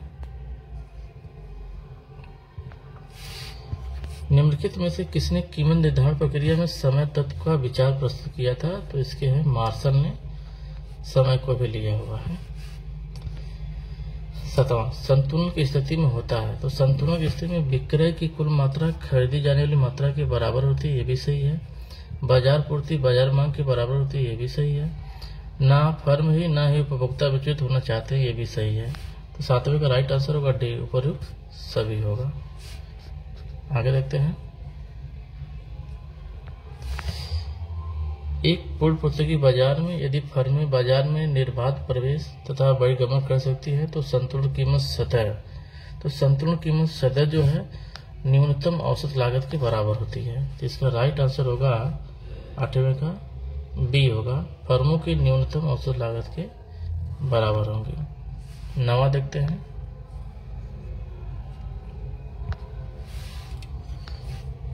यदि किसी कीमत पर बाजार पूर्ति बाजार मांग से अधिक है, पूर्ति जो है बाजार मांग से अधिक यानी पूर्ति अधिक की स्थिति है, तो उस कीमत पर बाजार में क्या होगा? तो उस कीमत पर बाजार में जो है अधिपूर्ति होगी, पूर्ति की मात्रा अधिक है। तो 9वें का ए आंसर होगा। 10वां प्रश्न देखते हैं, पूर्ति वक्र अपरिवर्तित रहने पर जब मांग वक्र दाएं ओर शिफ्ट होती है तो फर्मों की संख्या स्थिर होने पर संतुलन मात्रा में वृद्धि होती है तथा संतुलन कीमत में होगी। आइए इसको समझते हैं। प्रश्न ये कहा जा रहा है कि ये हमारी डिमांड रेखा है और ये हमारी पूर्ति रेखा है। ये डिमांड कर्व है या सप्लाई कर्व है? ये डिमांड है और सप्लाई। तो मांग रेखा को जो है पूर्ति रेखा जहाँ पे काटती है यहाँ पे संतुलन हो जाता है और इसी जगह कीमत का निर्धारण हो जाता है। ये संतुलन का बिंदु है और इस संतुलन बिंदु की कीमत मान लेते हैं हमारी P1 है। अब ये कह रहा है कि जब मांग वक्र दाईं ओर शिफ्ट होता है, यानी मांग वक्र इस तरह आती है, जब मांग वक्र दाईं ओर शिफ्ट हो रहा है तो हम यहाँ पे हम देख रहे हैं कि ये जो मांग रेखा, जो दूसरी मांग रेखा यानी D1 जो है पहली पूर्ति रेखा को अब यहाँ पे काट रहा है। तो जब यहाँ पे काट रहा है तो अब कीमत देखेंगे, कीमत इसकी बढ़ जाएगी और संतुलन की जो स्थिति है, संतुलन भी परिवर्तित हो रहा है। तो संतुलित जो कीमत होगी वो P2 हो जाएगी, यानी कीमत पहले की तुलना में बढ़ गई है। तो कीमत में क्या होगी? कीमत में वृद्धि होगी। तो राइट आंसर होगा वृद्धि होगी। तो ये रहा 10 प्रश्नों का सेट। आज के लिए इतना ही, धन्यवाद। जोहार, जय हिंद दोस्तों, स्वागत है आपके अपने YouTube channel Eco Star by Santosh Chauhan. आज हम लोग देखेंगे अध्याय 6 देखेंगे। अध्याय 6 चैप्टर का नाम है प्रतिस्पर्धा रहित बाजार। आइए इसमें देखते हैं महत्वपूर्ण ऑब्जेक्टिव प्रश्न कौन कौन से हैं और उनके राइट आंसर क्या क्या हैं। पहला प्रश्न है अपूर्ण प्रतियोगिता। तो अपूर्ण प्रतियोगिता जो है एक ऐसा बाजार है जहां पर जो है प्रतियोगिता और एकाधिकार दोनों के तत्व पाए जाते हैं। न तो पूर्ण प्रतियोगिता होती है न तो पूर्ण एकाधिकार होता है, दोनों के बीच की स्थितियां होती हैं। फर्मों के बीच प्रतियोगिता भी होती है और उनके अंदर कुछ एकाधिकारिक पावर भी होती है। तो इस बाजार में जो है यहाँ पर भी AR वक्र और MR वक्र होते हैं। तो जहाँ पे अपूर्ण प्रतियोगिता होती है तो ऐसी स्थिति में जो है जब हम AR और MR वक्र बनाते हैं तो AR वक्र तेजी से गिरता है नीचे की तरफ, MR वक्र भी तेजी से नीचे की तरफ गिरता है। दोनों वक्र कुछ इस तरह से बनते हैं। तो AR वक्र ऊपर होता है, MR वक्र नीचे रहता है। तो जो तेजी से नीचे गिरता है वो MR वक्र होता है और AR वक्र इसके ऊपर होता है। आइए हम विकल्पों को ध्यान दें। औसत आगम यानी AR और सीमांत आगम यानी MR बराबर होते हैं। तो ये कथन गलत है। AR और MR जो बराबर होते हैं ये पूर्ण प्रतियोगी बाजार में बराबर होते हैं। औसत आगम और सीमांत आगम वक्र एक गति से नीचे गिरते हैं, ये भी कथन गलत है। दोनों अलग अलग गति से नीचे गिरते हैं। सीमांत आगम की गति अधिक होती है, AR की गति कम होती है। औसत आगम वक्र सीमांत आगम वक्र से अधिक तेजी से नीचे गिरता है, तो ये भी कथन गलत है। सीमांत आगम वक्र यानी MR औसत आगम वक्र से अधिक तेजी से गिरता है, यानी ये कथन सही है। इस तरह होता है, ये AR वक्र है, इससे तेजी से गिरता है MR। तो राइट आंसर होगा पहले का D होगा। सीमांत आगम वक्र औसत आगम वक्र से अधिक तेजी से गिरता है। आगे हम लोग देखते हैं क्वेश्चन नंबर 2। एकाधिकारी मूल्य विभेद की महत्वपूर्ण शर्त क्या है? मूल्य विभेद का मतलब जो है अलग अलग बाजारों में अलग अलग कीमत पर किसी वस्तु को बेचना। तो हम जो है एक ही वस्तु को जो है अलग अलग कीमत पे कैसे बेच पाएंगे? बाजार का पृथक होना। अगर बाजार अलग अलग हैं और अलग अलग बाजारों में मांग की स्थितियां अलग अलग हैं तो एक ही वस्तु को एक ही अलग अलग कीमत पे, भिन्न भिन्न कीमत पे बेचा जा सकता है। तो ये कथन सही है। क्रय शक्ति में भिन्नता। यदि क्रेताओं के बीच क्रय शक्ति में भिन्नता है, किसी बाजार में हो सकता है क्रेताओं की जो है क्रय शक्ति अधिक हो, परचेजिंग पावर अधिक हो, तो किसी बाजार में कम हो सकता है। तो क्रय शक्ति में भिन्नता के कारण जो है एक ही वस्तु को अलग अलग कीमत पे बेचा जा सकता है। मांग की लोच में भिन्नता है। अगर मांग की लोच में भिन्नता है तब भी जो है एक ही वस्तु को जो है अलग अलग कीमत पे बेचा जा सकता है। तो दूसरे का जो राइट आंसर होगा उपर्युक्त सभी। उपर्युक्त सभी। आगे देखते हैं तीसरा। आपूर्ति प्रतियोगिता में कीमत कम होने पर बिक्री पर कैसा प्रभाव पड़ेगा। जाहिर सी बात है, जब कीमत कम हो रही है तो डिमांड तो हमारी बढ़ेगी, मांग बिक्री बढ़ेगी तो बिक्री अधिक हो जाता है। तो तीसरे का आंसर होगा बी। चौथा देखते हैं, प्रतिस्पर्धा रहित बाजार में मांग वक्र होता है। तो प्रतिस्पर्धा रहित बाजार में जो मांग वक्र होता है इसी को हम बोलते हैं ER वक्र बोलते हैं। यानी जो औसत आय रेखा होती है, जो ER वक्र होता है जिसको बोलते हैं औसत आगम वक्र जो है, यही रेखा हमारी मांग रेखा होती है। यानी जो ER होता है औसत आय रेखा या औसत आगम रेखा। तो चौथे का जो आंसर होगा औसत आगम वक्र ER वक्र, चौथे का सी। पांचवा देखते हैं, किस बाजार में वस्तु विभेद पाया जाता है। तो वस्तु विभेद जो होता है वो पाया जाता है एकाधिकार प्रतियोगिता पे। जहाँ पे एकाधिकार और प्रतियोगिता दोनों होती है वहां पर जो है वस्तु विभेद पाया जाता है और सजाती वस्तुएं पाई जाती हैं। एक ही वस्तु की कई सारी क्वालिटीज होंगी, है ना, low quality, high quality, medium quality, वस्तु एक ही होगी लेकिन उसकी क्वालिटीज में जो है अंतर के कारण जो है उसमें वस्तु विभेद हो जाता है। तो ये चीजें हमको एकाधिकार प्रतियोगिता बाजार में देखने को मिलता है। तो पांचवे का जो आंसर होगा वो डी होगा। छठा देखते हैं, एकाधिकार की विशेषता। एकाधिकार एक ऐसा बाजार जहाँ पे एक ही विक्रेता होता है, एक ही उत्पादक होता है लेकिन क्रेता अधिक होते हैं। तो विक्रेताओं की अधिक संख्या ये गलत है। फर्म का स्वतंत्र प्रवेश तथा छोड़ना ये भी गलत है। एक विक्रेता तथा अधिक क्रेता, यही इसका राइट आंसर है। तो छठवें का आंसर होगा सी, एक विक्रेता तथा अधिक क्रेता। आगे देखते हैं, सातवां, निम्नलिखित में से कौन सी विशेषता एकाधिकारी प्रतियोगिता बाजार से संबंधित है। तो एकाधिकारी प्रतियोगिता में जो है जो वस्तुएं होती है वो वस्तु विभेद इसकी मुख्य विशेषता है। तो सातवें का क्या होगा, सातवें का सी होगा। आठवां देखते हैं, एकाधिकार की निम्न में से कौन सी विशेषता नहीं है। एकाधिकार की निम्न से कौन सी विशेषता नहीं है। एक विक्रेता अधिक क्रेता, ये कथन सही है। विक्रय लागतें जो है ये एकाधिकार का विषय नहीं है। निकट स्थानापन्न का अभाव, ये कथन सही है। नई फर्म के प्रवेश पर प्रतिबंध, ये भी सही है। तो आठवें का जो राइट आंसर होगा विक्रय लागतें। तो विक्रय लागतें जो है एकाधिकार की विशेषता नहीं है। नवा देखते हैं, निकट प्रतिस्थापन वस्तु किस प्रकार की बाजार में पाई जाती है। तो निकट स्थानापन्न वस्तुएं जो होती है एकाधिकारी प्रतियोगी बाजार में पाई जाती है। तो नौवें का सी आंसर होगा। दसवां, जिस बाजार संरचना में केवल एक विक्रेता हो उसे कहा जाता है एकाधिकार कहा जाता है। तो 10वें का बी आंसर होगा एकाधिकार। आगे हम लोग देखते हैं,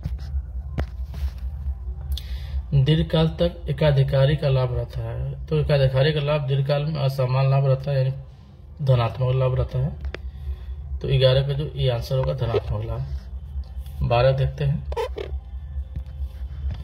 वस्तु बाजार में एकाधिकारी प्रतिस्पर्धा निम्न से किस कारण से उत्पन्न होती है। तो ये प्रतिस्पर्धा जो उत्पन्न होती है वो असजातीय वस्तु के कारण उत्पन्न होती है। तो 12 का बी हो जाएगा। 13 देखते हैं, एकाधिकार फर्म के लिए बाजार मांग वक्र क्या कहलाता है। बाजार मांग वक्र को ही हम बोलते हैं सीमांत आगम वक्र बोलते हैं, नहीं सॉरी, बाजार मांग वक्र को ही हम बोलते हैं औसत आगम वक्र बोलते हैं। तो 13 का राइट आंसर होगा सी होगा, औसत आगम वक्र। 14 देखते हैं,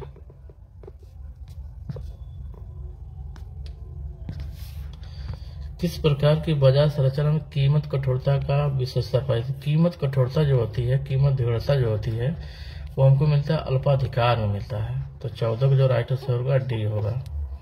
किस बाजार संरचना में एक फर्म के लिए औसत आगम वक्र की ढाल ऋणात्मक होती है। औसत आगम वक्र की ढाल ऋणात्मक होती है, यानी इस तरह होती है, इसी को बोलते हैं हम एकाधिकार बोलते हैं, एकाधिकार बोलते हैं। तो 15 का सी आंसर होगा। तो ये रहा जो है 15 प्रश्नों का एक सेट रहा और हर प्रश्न का क्या आंसर होगा मैंने आपको बता दिया है। आज के लिए इतना ही, धन्यवाद।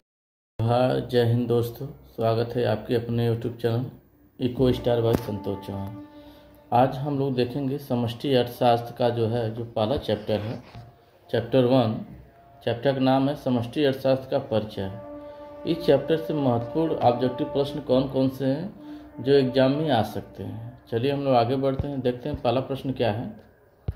पहला प्रश्न है समष्टि अर्थशास्त्र अध्ययन है। तो समष्टि अर्थशास्त्र एक ऐसा अर्थशास्त्र है जिसके अंतर्गत हम अर्थव्यवस्था के सभी क्षेत्रों का, समस्त क्षेत्रों का एक साथ अध्ययन करते हैं। चाहे अर्थव्यवस्था में आय की बात की जाए या रोजगार की बात की जाए, निवेश की बात की जाए, बचत की बात की जाए, कुल मांग की बात की जाए या कुल पूर्ति की बात की जाए, उपभोग की बात की जाए, इन सारी चीज़ों का अध्ययन जो है हम समष्टि अर्थशास्त्र के अंतर्गत है। समष्टि अर्थशास्त्र इसके अंतर्गत अर्थव्यवस्था के समस्त क्षेत्रों का अध्ययन करते हैं और इसके अंतर्गत खास तौर से हम आय और रोजगार का निर्धारण करते हैं। तो जो पहला विकल्प है अर्थव्यवस्था में रोजगार का, तो ये इसका राइट आंसर है। बाकी पूर्ति का नियम हम व्यष्टि अर्थशास्त्र में पढ़ते हैं, कीमत के बारे में हम व्यष्टि अर्थशास्त्र में पढ़ते हैं, कार की मांग की लोच हम व्यष्टि अर्थशास्त्र का विषय है। तो पहला जो होगा समष्टि अर्थशास्त्र अध्ययन है ये अर्थव्यवस्था में रोजगार का। आगे देखते हैं। The general theory of employment, interest and money नामक पुस्तक के लेखक हैं। तो इस पुस्तक को जेम्स किस ने लिखा था और ये पुस्तक जो उनकी आई थी 1936 में आई थी। तो general theory of employment, interest and money नामक पुस्तक के लेखक हैं जेम्स किन्स। तीसरा, समान कीमत स्तर का अध्ययन किया जाता है। जब समान कीमत की बात की जाएगी तो ये समष्टि अर्थशास्त्र का विषय है। इसका विषय है समष्टि अर्थशास्त्र का। लेकिन जब केवल कीमत की बात की जाए, केवल कीमत, तब यह व्यष्टि अर्थशास्त्र का विषय हो जाता है। तो तीसरे का ये आंसर होगा। चौथा देखते हैं, the general theory of employment, interest and money पुस्तक किस वर्ष प्रकाशित की गई। तो ये पुस्तक जब प्रकाशित की गई तो 1936 में प्रकाशित की गई। चौथे का बी आंसर होगा। पाँचवा, उद्यमी को प्राप्त होने वाला अंश क्या कहलाता है। उद्यमी जो साहसी होता है, उत्पादन प्रक्रिया में जो उसका योगदान होता है उसके बदले उसे लाभ की प्राप्ति होती है। तो पाँचवें का सी आंसर होगा। मजदूरी श्रमिक को मिलता है, ब्याज पूंजी को मिलता है और लगान भूमि को मिलता है, लेकिन जो उद्यमी होता है उसको लाभ मिलता है। आगे देखते हैं।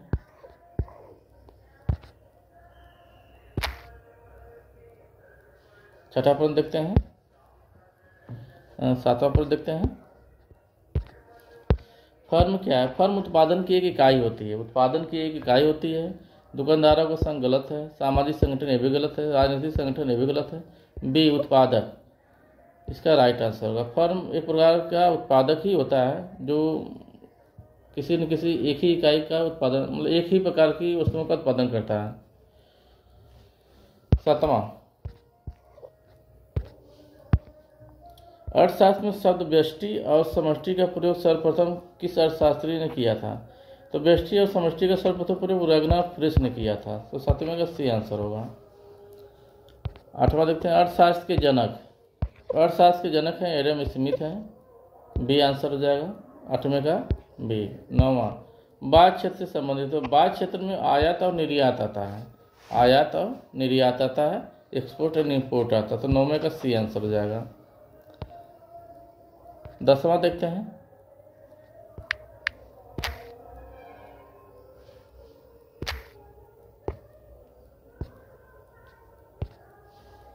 समष्टि अर्थशास्त्र के लिए प्रयुक्त मैक्रो MACRO शब्द का क्या अर्थ है। तो मैक्रो का जो अर्थ है इसको बोलते हैं बड़ा, और जो माइक्रो है, माइक्रो MICRO, माइक्रो का अर्थ होता है छोटा और मैक्रो का अर्थ होता है बड़ा। तो 10वें का जो अर्थ होगा बी बड़ा। तो ये 10 प्रश्नों का सेट रहा है। इसमें से कोई न कोई एक या दो प्रश्न एग्जाम में जरूर आते हैं, इसलिए इसे आप लोग जरूर देखिएगा। आज के लिए इतना ही, धन्यवाद।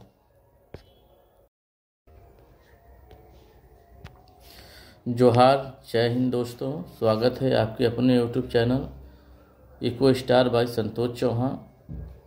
आज हम लोग देखेंगे समष्टि अर्थशास्त्र का दूसरा चैप्टर, राष्ट्रीय आय का लेखांकन। आइए देखते हैं इस चैप्टर में महत्वपूर्ण ऑब्जेक्टिव प्रश्न कौन कौन से हैं जो एग्जाम में आ सकते हैं। पहला प्रश्न है, निम्नलिखित में से कौन पूंजीगत वस्तु का एक उदाहरण है। तो पूंजीगत वस्तुएं ऐसी वस्तुएं होती हैं जो किसी दूसरी वस्तु के उत्पादन में सहायक होती हैं। पूंजीगत वस्तुओं को जो है हम उत्पादक वस्तुएं भी कहते हैं। विकल्प देखते हैं, परिवार में उपभोग के लिए फ्रिज। तो यहाँ पे जो फ्रिज होगा ये उपभोक्ता वस्तु होगा क्योंकि ये परिवार के लिए है। परिवार में उपयोग के लिए सिलाई मशीन, तो ये भी जो उपभोक्ता वस्तु होंगी। उपभोक्ता वस्तुएं वे अंतिम वस्तुएं होती है जिन्हें जो है उपभोक्ता क्रेता स्वयं के लिए प्रयोग करता है, उपयोग करता है। लेकिन जो उत्पादक वस्तुएं होती हैं, इन उत्पादक वस्तुओं के माध्यम से हम दूसरे प्रकार की वस्तुओं का उत्पादन करते हैं। ये कहीं न कहीं उत्पादन प्रक्रिया में अपना योगदान देती हैं। दर्जी की दुकान में उपयोग के लिए सिलाई मशीन, तो ये सिलाई मशीन जो यहाँ पे है, जो दर्जी की दुकान में है, इस सिलाई मशीन के माध्यम से वो नए नए कपड़े की सिलाई करता है और आय का सृजन करता है। तो यहाँ पे वो 4 पैसे कमा रहा है। तो यहाँ पे जो सिलाई मशीन है ये पूंजीगत वस्तु है, उत्पादक वस्तु है। तो पहले का जो राइट आंसर होगा वो सी होगा। आगे बढ़ते हम लोग।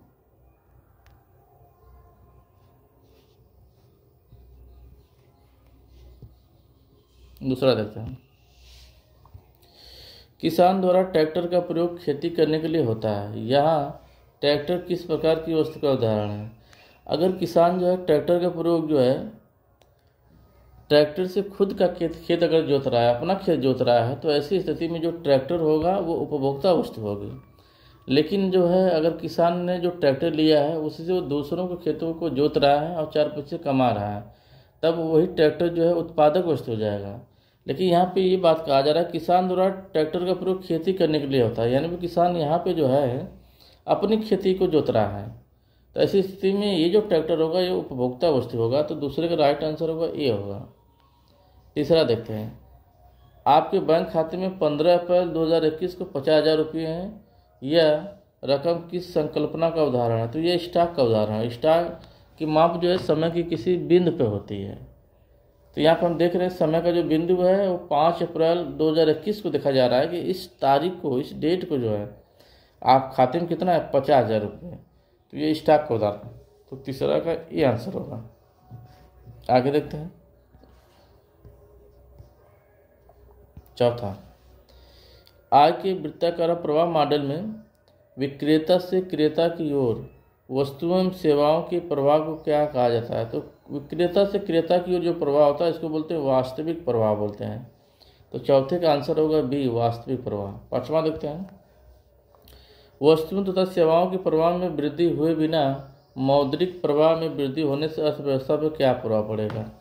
तो हम यहाँ देख रहे हैं वस्तुओं सेवाओं का जो प्रवाह है इसमें वृद्धि नहीं कर रहे हैं। वस्तुओं सेवाओं की जो पूर्ति है वो स्थिर है। तो ऐसी स्थिति में जब हम मौद्रिक प्रवाह बढ़ाएंगे, मुद्रा की पूर्ति बढ़ाएंगे, तो अर्थव्यवस्था में मुद्रास्फीति की स्थिति उत्पन्न हो जाएगी।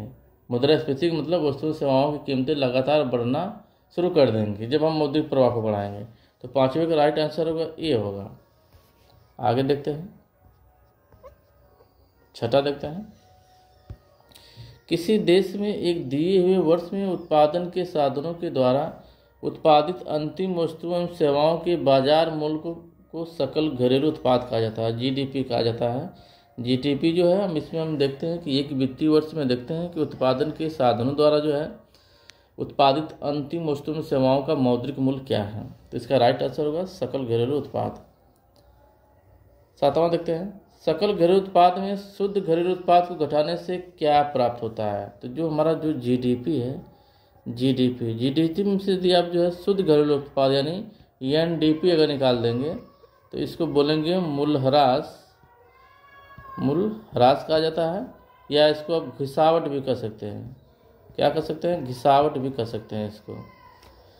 उत्पादन प्रक्रिया के दौरान जो है पूंजीगत वस्तुओं में जो टूट फूट होती है, जो घिसावट होती है, उस पर जो खर्चा होता है, जो व्यय होता है, उसे बोलते हैं घिसावट व्यय होते हैं।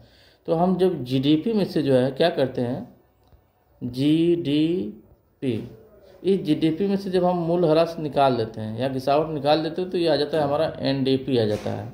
तो एनडीपी को जब इधर ला जाएंगे, जीडीपी को इधर लाएंगे तो एनडीपी इधर आएगा तो माइनस हो जाएगा, जीडीपी इधर आएगा तो ये मूल्यह्रास इधर आएगा तो प्लस हो जाएगा।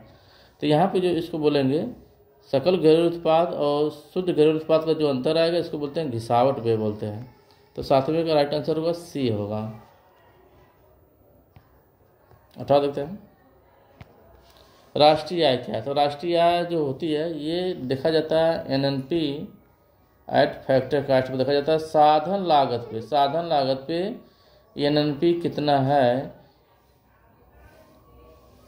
NNP देखा जाएगा, NNP at factor cost. Net national product बोला जाता है इसको, एट फैक्टर कास्ट। साधन लागत पे शुद्ध राष्ट्रीय उत्पाद, तो साधन लागत पे शुद्ध राष्ट्रीय उत्पाद ये है। तो 8वें का डी आंसर होगा, यही है NNP एट फैक्टर कास्ट।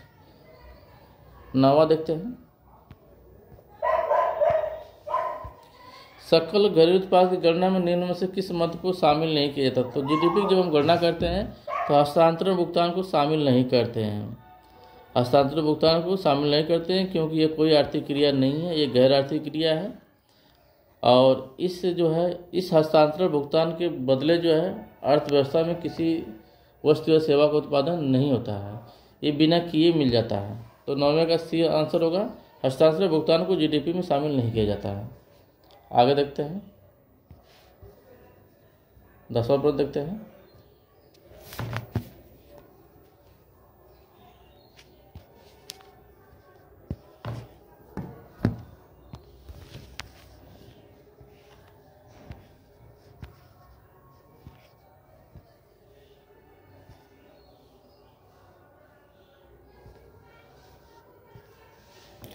अगर किसी देश का निर्यात की तुलना में आयात अधिक है तो उस देश का सकल घरेलू उत्पाद तथा सकल राष्ट्रीय उत्पाद में क्या अंतर होगा? तो एक तरफ है GDP और एक तरफ है सकल राष्ट्रीय उत्पाद यानी GNP। GDP और GNP की बात हो रही है, कह रहा कि आयात अधिक है, आयात अधिक है। तो इसको हम इस तरह समझ लेंगे। पहले GDP में हम क्या करते हैं, जब NFIA जोड़ देते हैं, NFIA जोड़ देते हैं, net factor income from abroad, यानी जो शेष विश्व से प्राप्त जो शुद्ध साधन आय होती है इसको जोड़ देते हैं तो हमको मिल जाता है GNP मिल जाता है। क्या मिल जाता है? GNP। तो यहाँ पे GNP पॉजिटिव तब होता है जब हमारा आयात कम होता है और निर्यात अधिक होता है। लेकिन यहाँ पे हम देख रहे हैं कि आयात अधिक है, निर्यात कम है। जब आयात अधिक होगा तो हमको आयातों पर भुगतान अधिक करना पड़ेगा। तो ऐसी स्थिति में जो NFIA होगा, ऐसी स्थिति में जो NFIA होगा ये निगेटिव हो जाएगा। तो ऐसी स्थिति में जब हम क्या करेंगे, GDP में से माइनस NFIA करेंगे तो हमको मिल जाएगा GNP मिल जाएगा। तो हम देख रहे हैं GDP में से NFIA को घटा रहे हैं तब हमको GNP मिल रहा है। तो कहीं ना कहीं GDP बड़ा है और GNP क्या है? कम है। GDP में से घटाने पर NFIA को घटाने पर GNP मिल रहा है। तो ऐसी स्थिति में जब आयात अधिक होगा तो GDP जो होगा वह GNP से अधिक होगा, यानी सकल घरेलू जो उत्पाद होगा वो सकल राष्ट्रीय उत्पाद से अधिक होगा, या जो सकल राष्ट्रीय उत्पाद होगा वह सकल घरेलू उत्पाद से कम होगा। तो विकल्प हम लोग देखते हैं,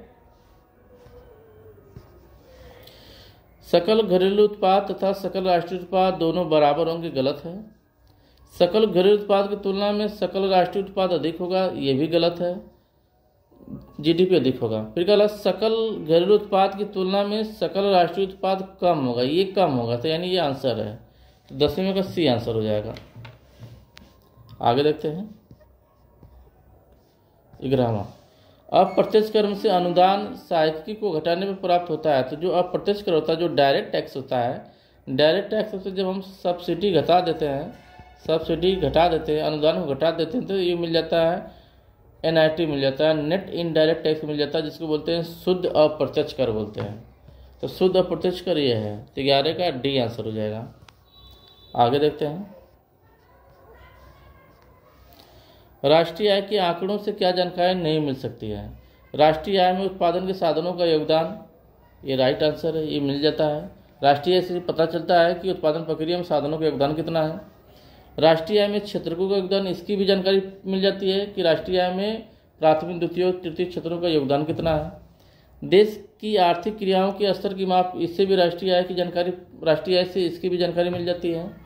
लोगों का आर्थिक कल्याण, ये राष्ट्रीय आय का विषय नहीं है। राष्ट्रीय आय से लोगों के आर्थिक कल्याण की जानकारी नहीं प्राप्त होती है, तो 12 का डी आंसर होगा, 12 का डी। 13 देखते हैं। स्थिर कीमत पर राष्ट्रीय आय का दूसरा नाम क्या है? तो स्थिर कीमत पर हम जब देखेंगे तो राष्ट्रीय आय का जो दूसरा नाम होगा इसी को बोलते हैं वास्तविक राष्ट्रीय आय बोलते हैं। तो 13 का सी हो जाएगा, वास्तविक राष्ट्रीय आय।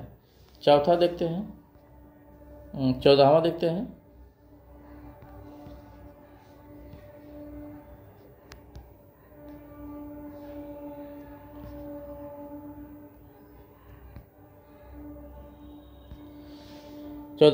जीएनपी डिफ्लेक्टर ज्ञात करने का सूत्र क्या है? तो जीएनपी डिफ्लेक्टर अगर ज्ञात करना तो इसका सूत्र होता है nominal GNP upon real GNP into 100। यही इसका राइट आंसर है।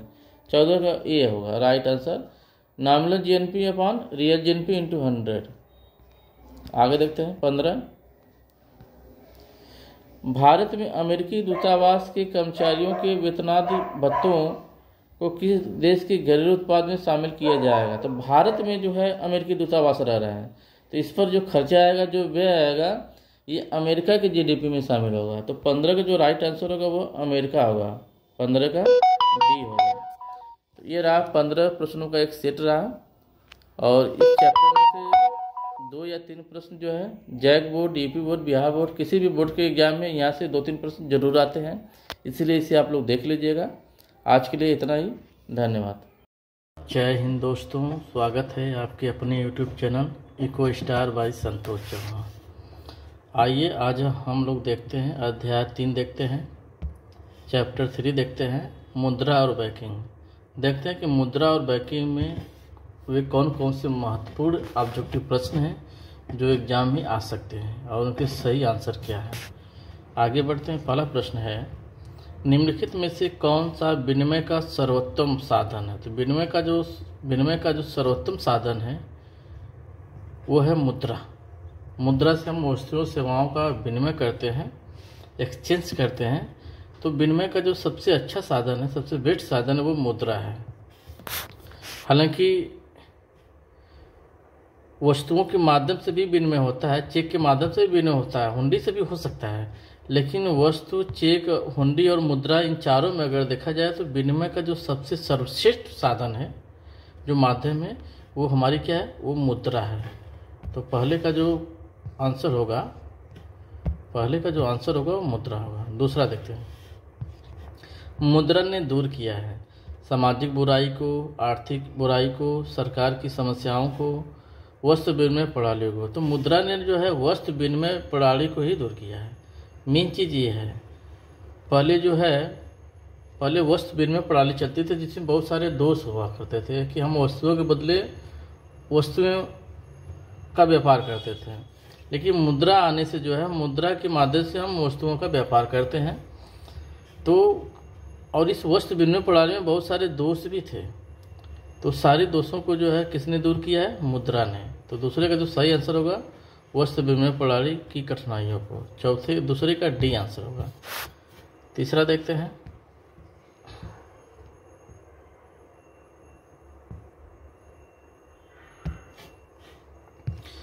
निम्नलिखित में से मुद्रा का मुख्य कार्य क्या है?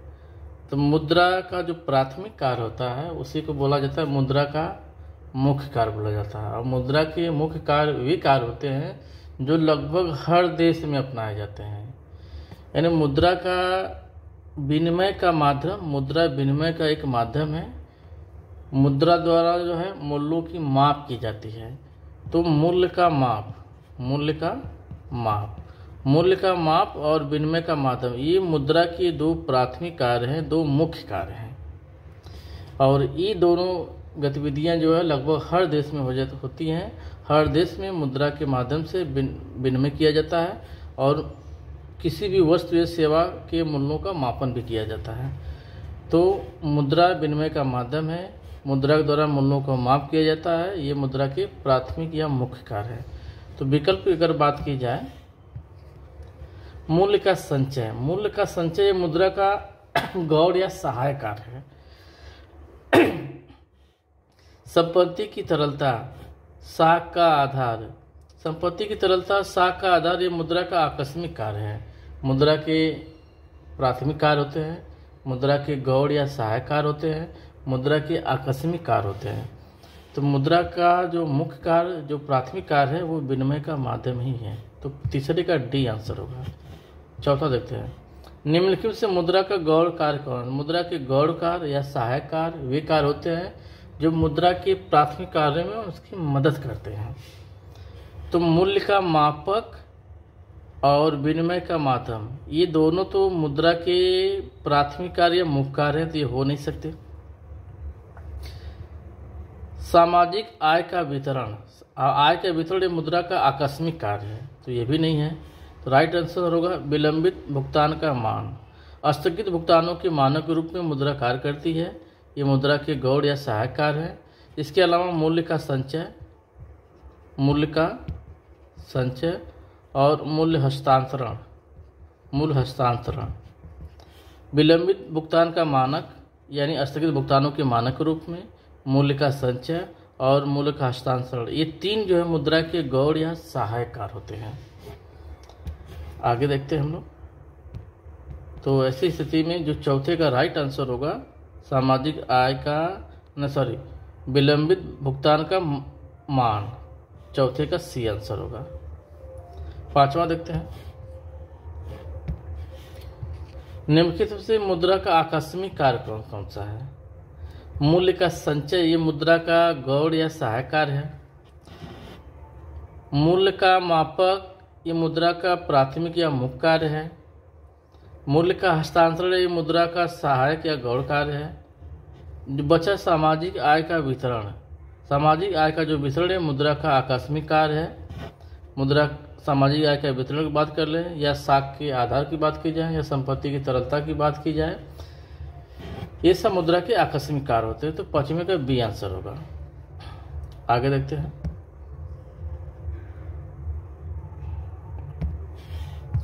मुद्रा वह है जो मुद्रा का कार्य करती है। ये परिभाषा किसकी है? तो ये परिभाषा हार्टले विदर्स की है। हार्टले विदर्स के अनुसार मुद्रा वह जो मुद्रा के कार्य करती है। तो छठे का राइट आंसर होगा डी, हार्टले विदर्स। किस विधि से हम बैंक से मुद्रा निकाल सकते हैं? तो बैंक से मुद्रा हम जो आहरण पत्र विथड्रॉल फॉर्म से भी निकाल सकते हैं, चेक के माध्यम से भी पैसा निकाल सकते हैं, एटीएम के माध्यम से भी पैसा निकाल सकते हैं। तो सातवें का राइट आंसर होगा डी, इनमें से सभी। आगे देखते हैं, मुद्रा के स्थैतिक और गत्यात्मक कार्यों का विभाजन किसने किया था? तो मुद्रा के स्थैतिक और गत्यात्मक कार्यों का विभाजन पॉल एजिंग ने किया था, पॉल एजिंग ने। तो आठवें का राइट आंसर होगा बी। आगे बढ़ते हैं हम लोग।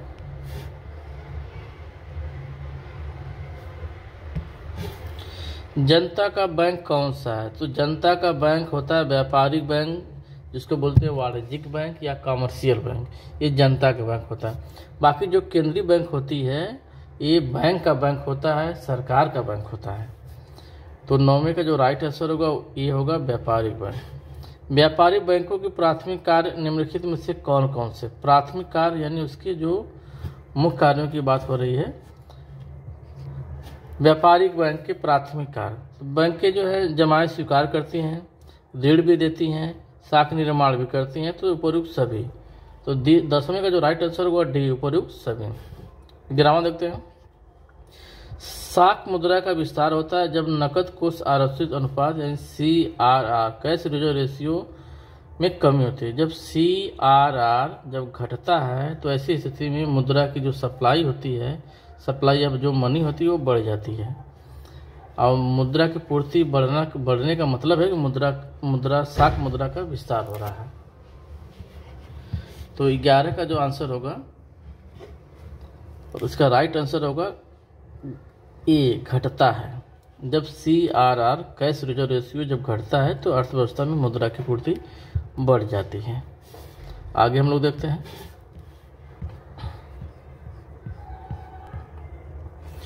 ATM का पूरा नाम क्या है? तो ATM का पूरा नाम आप जानते ही, ऑटोमेटिक टेलर मशीन। 12 का सी आंसर होगा। 13 देखते हैं, सेंट्रल बैंक ऑफ इंडिया क्या है? तो सेंट्रल बैंक ऑफ इंडिया एक व्यापारिक बैंक है, ये केंद्रीय बैंक नहीं है। सेंट्रल बैंक ऑफ इंडिया एक व्यापारिक बैंक है। केंद्रीय बैंक RBI है, रिजर्व बैंक ऑफ इंडिया। तो 13 का जो राइट आंसर होगा वो ए होगा व्यापारिक बैंक। चौथा देखते हैं, भारत का केंद्रीय बैंक निम्नलिखित में से कौन सा है? तो भारत का जो केंद्रीय बैंक है वह आरबीआई है, रिजर्व बैंक ऑफ इंडिया है, न कि central bank of India. Central bank of India एक कमर्शियल बैंक है, एक वाणिज्यिक बैंक है, जिसे हम व्यापारिक बैंक भी कह सकते हैं। तो 14 का जो राइट आंसर होगा रिजर्व बैंक ऑफ इंडिया, 14 का ए आंसर होगा। 15 देखते हैं, केंद्रीय बैंक के निम्नलिखित में से कौन से कार्य हैं? तो केंद्रीय बैंक नोट निर्गमन का एकाधिकार भी रखती है, यानी जो नोट जारी किए जाते हैं अर्थव्यवस्था में वो केंद्रीय बैंक ही जारी करती है। सरकार के बैंक के रूप में भी कार्य करती है केंद्रीय बैंक। विदेशी विनिमय कोषों का संरक्षक भी करती है, ये भी सही है। तो 15 का राइट आंसर होगा डी, उपयुक्त सभी। आगे हम लोग बढ़ते हैं,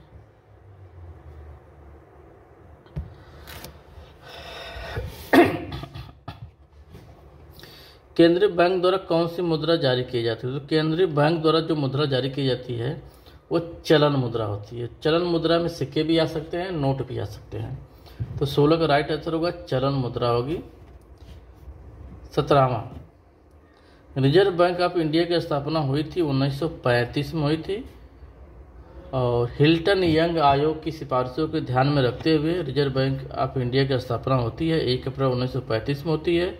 उस टाइम इसका मुख्यालय कलकत्ता था, लेकिन 2 साल बाद 1937 में रिजर्व बैंक ऑफ इंडिया का जो मुख्यालय है वो मुंबई हो जाता है। और 1 जनवरी 1949 में आरबीआई का राष्ट्रीयकरण कर दिया जाता है, लेकिन स्थापना 1935 में हुई थी। 17 का राइट आंसर होगा बी। 18 देखते हैं, केंद्रीय बैंक साख नियंत्रण करती है। केंद्रीय बैंक जो साख नियंत्रण कैसे करती है या मुद्रा की पूर्ति का नियंत्रण कैसे करती है? बैंक दर के जरिए, ये भी सही है। खुले बाजार के जरिए, ये भी सही है। CRR के जरिए, ये भी सही है। इसके अलावा जो है SLR, bank rate, repo rate, reverse repo rate के माध्यम से भी जो है केंद्रीय बैंक जो साख पर नियंत्रण करती है।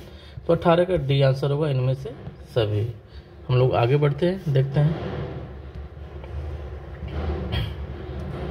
19 देखते हैं, केंद्रीय बैंक का मुख्य कार्य है। केंद्रीय बैंक का जो मुख्य कार्य है, केंद्रीय सरकार का बैंक एजेंट सलाहकार, ये भी बात सही है। केंद्रीय बैंक सरकार का बैंक होती है, बैंकों का बैंक होती है, ये भी सही है। नोट जारी करना, ये भी सही है। तो केंद्रीय बैंक के तीनों कार्य हैं। तो राइट आंसर होगा 19 का डी, इनमें से सभी। 20वां देखते हैं, भारत में 1 रुपये का नोट जारी करता है। तो भारत में 1 रुपये का नोट वित्त मंत्रालय जारी करता है, भारत सरकार का वित्त मंत्रालय। बाकी 2 रुपया या 2 रुपये से अधिक की मुद्रा जो है आरबीआई जारी करता है। तो 20 का बी आंसर होगा। आगे हम लोग देखते हैं, बैंक का एजेंसी कार्य क्या है? बैंक का एजेंसी कार्य है, जब बैंक ट्रस्टी के रूप में कार्य करता है तो उसे बैंक का एजेंसी कार्य भी करते हैं। ऋण देना तो बैंक का कार्य है, जमा स्वीकार करना ये भी बैंक का कार्य है, लाकर की सुविधा देना ये भी बैंक का कार्य है। लेकिन एजेंसी कार्य पूछा जा रहा है, तो एजेंसी में हम देखेंगे कि बैंक ट्रस्टी के रूप में कार्य कर रही है कि नहीं कर रही है। तो ट्रस्टी का कार्य भी करती है बैंक, तब हम इसे बोलते हैं बैंक का एजेंसी कार्य। तो 21 का सी आंसर होगा। आगे हम लोग देखते हैं, 21 के बाद 22 देखते हैं,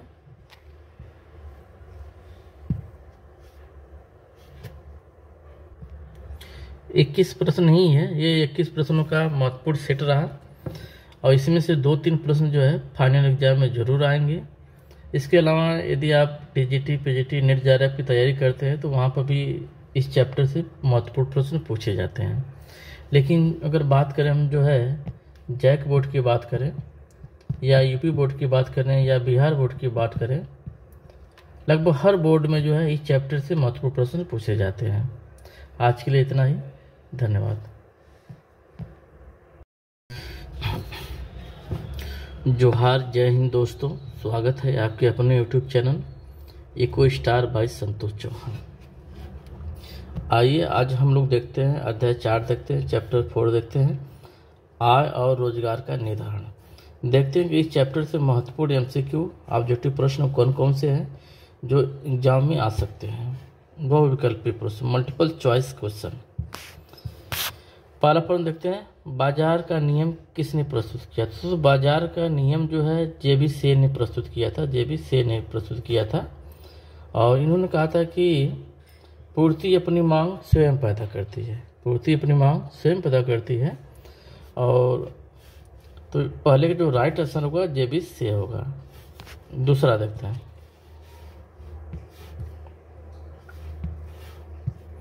जेबीसी का बाजार नियम किस पर लागू होता है? तो जेबीसी का जो बाजार नियम है, यहाँ पर अगर देखा जाए एक विकल्प है वस्तु विनिमय पर, दूसरा है मुद्रा विनिमय पर, और तीसरा है ए और बी दोनों, चौथा है उपरोक्त से कोई नहीं। तो इसका राइट आंसर है सी, उपरोक्त ए और बी दोनों। तो जेबीसी का जो बाजार नियम है वो वस्तु विनिमय और मुद्रा विनिमय दोनों पर आधारित है। तीसरा देखते हैं, प्रतिष्ठित सिद्धांत यह मान के चलता है कि जो प्रतिष्ठित सिद्धांत था, जो क्लासिकल सिद्धांत था, ये हमेशा जो है बचत निवेश के बराबर होती है। ये मान के चलता है बचत हमेशा निवेश या विनियोग के बराबर होता है। जो कुछ बचाया जाता है वो पूर्ण रूपेण विनियोग कर दिया जाता है, यानी जो हमारी बचतें हैं वो पूरी तरफ से उनका निवेश कर दिया जाता है। प्रतिष्ठित सिद्धांत यही मान के चलता है। तो तीसरे का जो राइट आंसर होगा वो ए होगा। चौथा देखते हैं,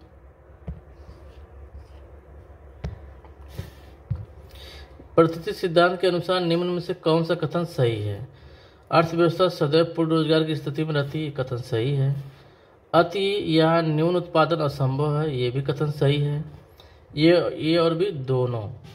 तो इसका राइट आंसर होगा चौथे का सी होगा, ए और बी दोनों। जो प्रतिष्ठित सिद्धांत है ये मांग चलता है कि अर्थव्यवस्था में सदैव पूर्ण रोजगार होता है और अति उत्पादन या न्यून उत्पादन संभव नहीं होता है।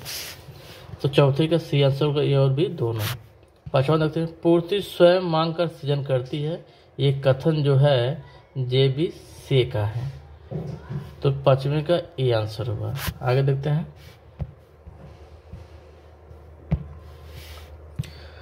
ट्रेंड इकोनॉमिक पॉलिटिक्स नामक पुस्तक के लेखक कौन है? तो इस पुस्तक को पीगू ने लिखा था। तो छठवें का ए आंसर है। सातवां, the general theory of employment institute and money नामक पुस्तक लेखक कौन है? तो जेम किन्स है। इस पुस्तक को इन्होंने 1936 में लिखा था। तो सातवें का ए आंसर होगा, जॉन मेनॉर्ड किन्स, बी। आठवां, किन्स का रोजगार सिद्धांत निम्नलिखित किस पर निर्भर है? तो किन्स का जो पूरा रोजगार सिद्धांत है वो प्रभावपूर्ण मांग पर आधारित है। किस पर है? प्रभावपूर्ण मांग पर। तो आठवें का ए आंसर होगा। नवा देखते हैं, खुली अर्थव्यवस्था में सामूहिक मांग के निम्न में से कौन से तत्व है? सामूहिक मांग जिसको बोलते हैं समग्र मांग, एग्रीगेट डिमांड कहते हैं। तो जो एग्रीगेट डिमांड होता है इसके कई सारे घटक होते हैं। उपभोग व्यय भी होता है, निवेश व्यय भी होता है, सरकारी व्यय भी होता है, और x-m शुद्ध निर्यात व्यय भी होता है। तो यहाँ पे उपभोग, निवेश, सरकारी व्यय, शुद्ध निर्यात सारे कथन सही है। तो नौवें का डी आंसर होगा, उपयुक्त सभी होगा। 10वां, किन्स ने किस तत्व को स्थिर माना? तो किन्स जो है पूर्ति को स्थिर मान के चलते हैं। तो 10वें को होगा कुल पूर्ति फलन को जो है किन्स जो अल्पकाल में स्थिर मान के चलते हैं। 11वां देखते हैं,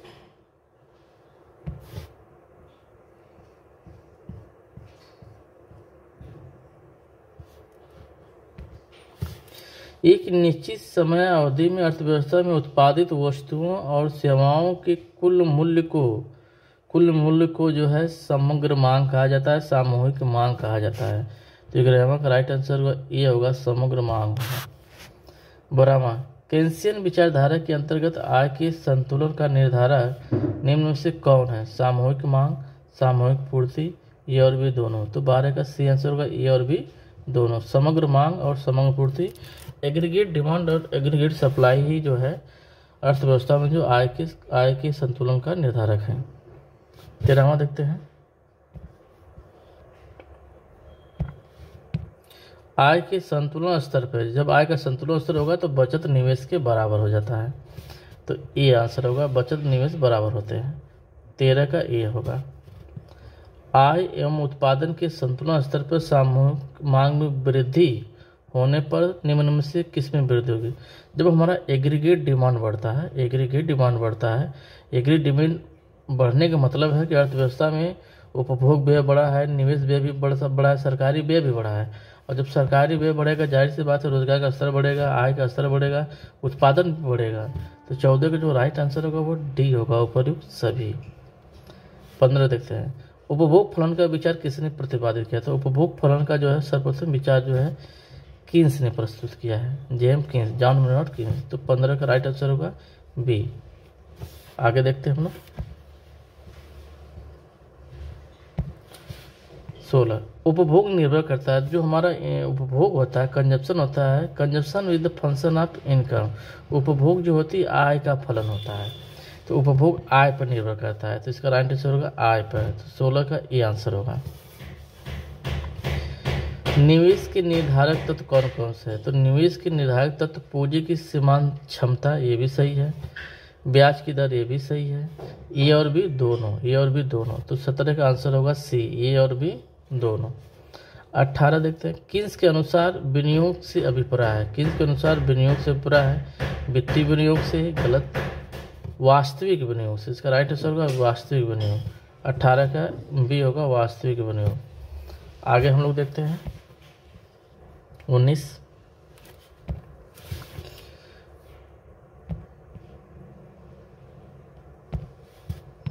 निम्नलिखित में से वास्तविक जो है, वास्तविक निवेश क्या है।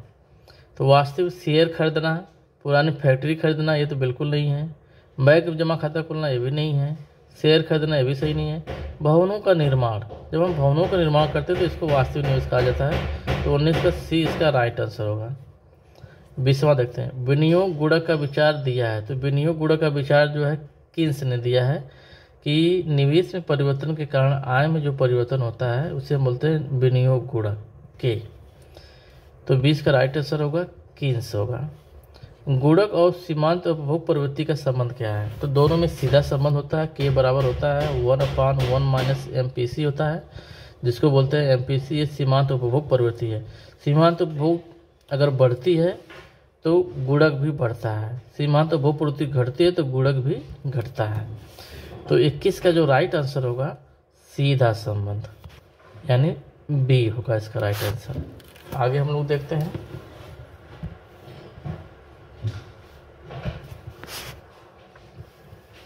22, किन्स का कथन सत्य है। तो किन्स जो है MPC और MPS दोनों का योगफल 1 मानते हैं। इसमें कौन सा कथन सत्य है। तो MPC और MPS इन दोनों का योगफल 1 होता है। सीमांत उपभोग प्रवृत्ति और सीमांत बचत प्रवृत्ति का योगफल 1 होता है। तो राइट आंसर होगा बी, 22 का बी आंसर होगा। आगे हम लोग देखते हैं 23, इसके अलावा जो है 23 APC और APS का योगफल भी 1 होता है। APC और APS का योगफल भी क्या होता है 1 होता है। औसत बचत प्रवृत्ति, औसत सीमा, औसत उपभोग प्रवृत्ति और औसत बचत प्रवृत्ति। Average propensity to consume, average propensity to saving. औसत उपभोग प्रवृत्ति और औसत बचत प्रवृत्ति दोनों का योगफल 1 होता है, यानी राइट आंसर होगा बी 1। MPC और MPS इसका योगफल 1 होता है, यानी ये होगा। 25, गुणों को निम्नलिखित किस द्वारा व्यक्त किया जा सकता है। तो गुणों को जो है जेम्स कीन्स कहते हैं कि निवेश में परिवर्तन के कारण आय में होने वाला परिवर्तन, यानी delta Y upon delta I, delta Y upon delta I, यानी बी इसका राइट आंसर होगा। 25 का बी। आगे हम लोग देखते हैं सीमांत उपभोग प्रवृत्ति का मूल क्या होगा यदि सीमांत बचत प्रवृत्ति 0.2 है। सीमांत बचत प्रवृत्ति यानी MPS का मान दिया है 0.2। पूछा है सीमांत उपभोग प्रवृत्ति यानी MPC पूछा है। हमें पता है इन दोनों का योगफल 1 होता है। ए का मान दिया 0.2 तो दूसरा क्या होगा 1 - 0.2 यानी 0.8 होगा। तो 26 का ये आंसर होगा 0.8। 27 देखते हैं सीमांत उपभोग प्रवृत्ति 1 है तो गुणक का मान क्या है। तो गुणक बराबर होता है के बराबर 1/1 - MPC होता है। MPC तो 1/1 - MPC का मान यहाँ पे दिया है। सीमांत उपभोग प्रवृत्ति 1 दिया है, 1 कर दीजिए। 1 में से 1 घटाएंगे 0 हो जाएगा, यानी 1/0, और 0 से किसी संख्या में भाग देंगे तो इसका मान अनंत आता है। तो 27 का जो राइट आंसर होगा वो अनंत होगा, डी होगा। 28 देखते हैं हम लोग। कीन्स की अर्थव्यवस्था में न्यून मांग की दशा को निम्नलिखित में से किस नाम से पुकारा जाता है? पूर्ण रोजगार संतुलन, अपूर्ण रोजगार संतुलन, ये और भी दोनों, कोई नहीं। तो इसका राइट आंसर होगा अपूर्ण रोजगार संतुलन को जो है न्यून मांग की दशा कहा जाता है। तो 28 का बी आंसर होगा। 29 अतिरिक्त मांग उत्पन्न होने के कारण है। जो अतिरिक्त मांग क्यों उत्पन्न होती है? सार्वजनिक व्यय में वृद्धि, सही बात है। अर्थव्यवस्था में अगर सार्वजनिक व्यय बढ़ेगा तो हमारी मांग जनरेट होगी, मांग बढ़ेगी। मुद्रा की पूर्ति में बढ़ती है तब भी जो है मांग बढ़ती है। करों में अगर कमी आएगी तभी मांग बढ़ेगी। तो 29 का जो राइट आंसर होगा वो डी होगा, उपर्युक्त सभी। 30 देखते हैं। घरेलू अर्थव्यवस्था में शामिल है। तो घरेलू अर्थव्यवस्था में परिवार क्षेत्र आता है, उत्पादक क्षेत्र भी आता है, सांस्कृतिक क्षेत्र भी आता है। तो 30 का जो राइट आंसर होगा वो डी होगा, उपर्युक्त सभी। आगे हम लोग देखते हैं। 31 कीन्स के अनुसार अति उत्पादन और बेरोजगारी का मुख्य कारण क्या है? इसका मुख्य कारण है कुल मांग में कमी। जब कुल मांग में कमी होती है तो अर्थव्यवस्था में अति उत्पादन और बेरोजगारी देखने को मिलती है कीन्स के अनुसार। 31 का राइट आंसर होगा सी। 32 बेरोजगारी की समस्या का तात्पर्य है। तो बेरोजगारी अच्छी बेरोजगारी भी होती है, अनैच्छिक भी होती है। तो 32 का राइट आंसर होगा सी, उपर्युक्त ए और बी दोनों। 33 देखते हैं।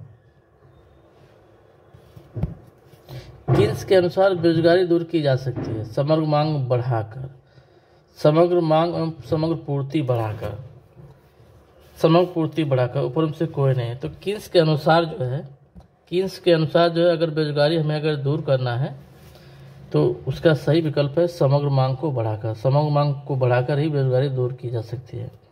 34 मंदी दूर करने के लिए कीन्स ने विचार दिया था कि सार्वजनिक व्यय को बढ़ाना चाहिए। मंदी अगर दूर करना तो सार्वजनिक व्यय को बढ़ाना होगा। तो 34 का राइट आंसर होगा सार्वजनिक व्यय को बढ़ाना होगा, 34 का ए। तो ये रहा 34 प्रश्नों का एक सेट रहा। इस सेट से जो इस चैप्टर से जो महत्वपूर्ण जो है ऑब्जेक्टिव प्रश्न एग्जाम में आ सकते हैं और आते ही हैं। ठीक है, आज के लिए इतना ही, धन्यवाद। जोहार, जय हिंद दोस्तों, स्वागत है आपके अपने YouTube channel Eco Star by Santosh Chauhan. Eco Star by Santosh Chauhan. देखते हैं अध्याय 5, चैप्टर का नाम है सरकारी बजट एवं अर्थव्यवस्था। इस चैप्टर से महत्वपूर्ण ऑब्जेक्टिव प्रश्न कौन कौन से जो एग्जाम में आ सकते हैं। आइए हम लोग आगे बढ़ते हैं।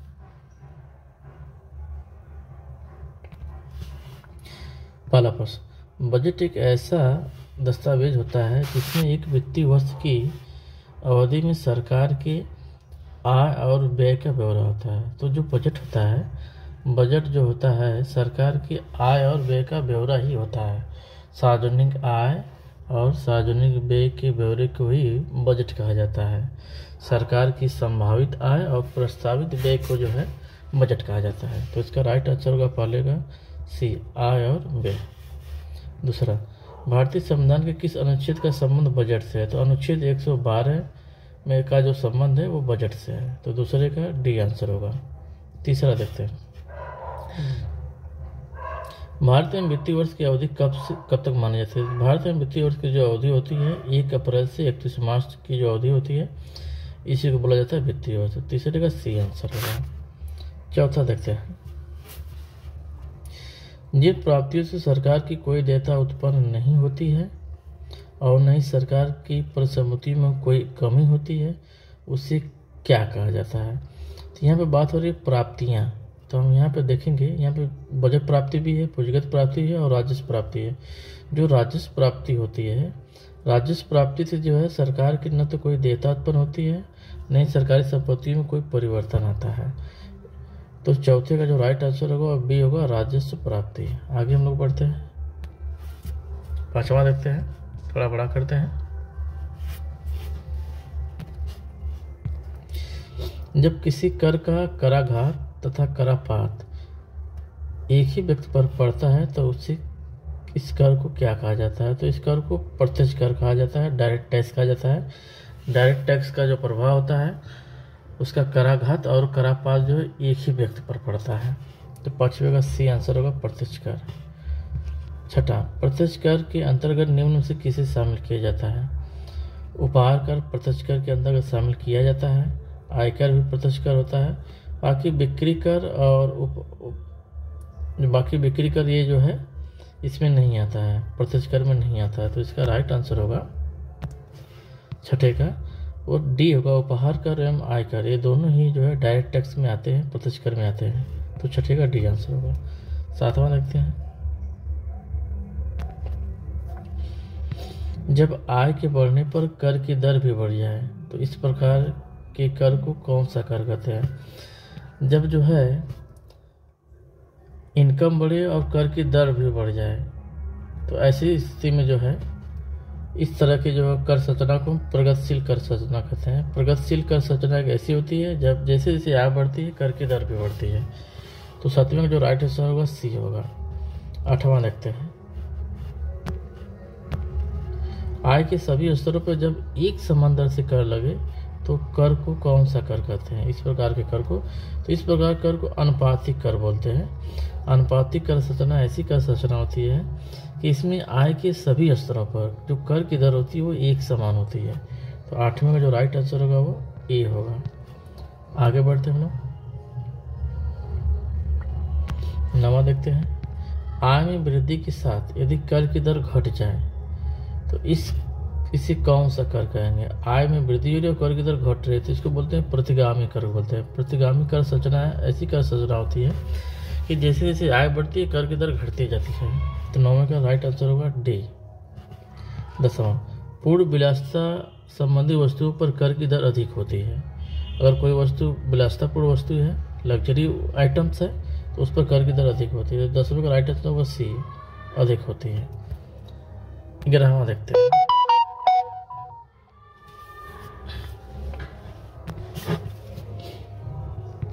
एक वित्तीय वर्ष में किए जाने वाला वह अनुमानित व्यय, यहाँ पे व्यय जिसके फलस्वरूप न तो सरकार की परिसंपत्तियों का निर्माण होता है और न ही देयता में कमी होती है, उसे क्या कहा जाता है? तो व्यय की बात हो रही है तो इसे बोलेंगे राजस्व व्यय। राजस्व व्यय और राजस्व प्राप्ति।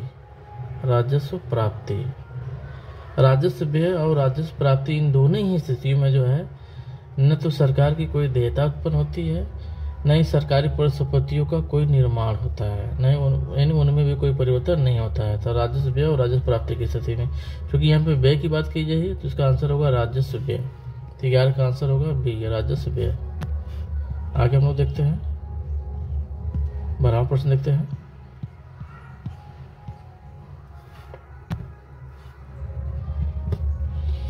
सरकार की वे सभी प्राप्तियां, देखिए प्राप्तियों की बात की गई है तो हम प्राप्तियां ही देखेंगे जो दायित्वों का सृजन या वित्तीय परिसंपत्तियों को कम करती है उससे क्या कहा जाता है?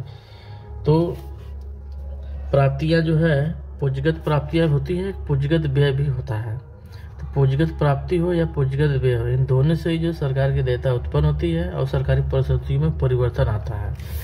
तो यहाँ पे प्राप्तियां की बात हो रही है तो इसका राइट आंसर होगा पूंजीगत प्राप्ति। 12 का डी, पूंजीगत प्राप्ति। 13 देखते हैं। सरकार के वे व्यय जिसके परिणाम स्वरूप भौतिक या वित्तीय परिसंपत्तियों का सृजन या वित्तीय दायित्वों में कमी होती है उसे क्या कहते हैं? तो यहाँ पे देख रहे हैं कि भौतिक परिसंपत्तियों का सृजन या कमी की बात की जा रही है। इसका सीधा संबंध होगा जो है, क्योंकि यहाँ पे परिसंपत्तियों का सृजन हो रहा है और दायित्वों में क्या हो रही है, कमी हो रही है। तो इसको बोलेंगे पूंजीगत व्यय बोलेंगे। इसमें क्या बोलेंगे? पूंजीगत व्यय बोलेंगे। यहाँ पे लिखा ना सरकार के वे व्यय जब परिसंपत्तियों का सृजन हो या कमी हो तो इसका संबंध जो है पूंजीगत से लिया जाता है। तो इसका आंसर होगा पूंजीगत व्यय। 13 का सी आंसर होगा। 14 देखते हैं। जब सरकार का राजस्व प्राप्ति से अधिक व्यय करती है, जब सरकार राजस्व प्राप्ति से अधिक व्यय करती है तो इसे इस स्थिति को राजस्व घाटा कहते हैं। राजस्व घाटा का मतलब होता है कि जब राजस्व व्यय अधिक हो जाए, किससे? राजस्व प्राप्ति से, राजस्व प्राप्ति से। तो राइट आंसर होगा 14 का ये, राजस्व घाटा। 15 देखते हैं, निम्न में से राजस्व घाटा की सही व्याख्या कारक होता है। राजस्व घाटा बराबर होता है राजस्व व्यय माइनस राजस्व प्राप्तियां। तो 15 का बी आंसर होगा।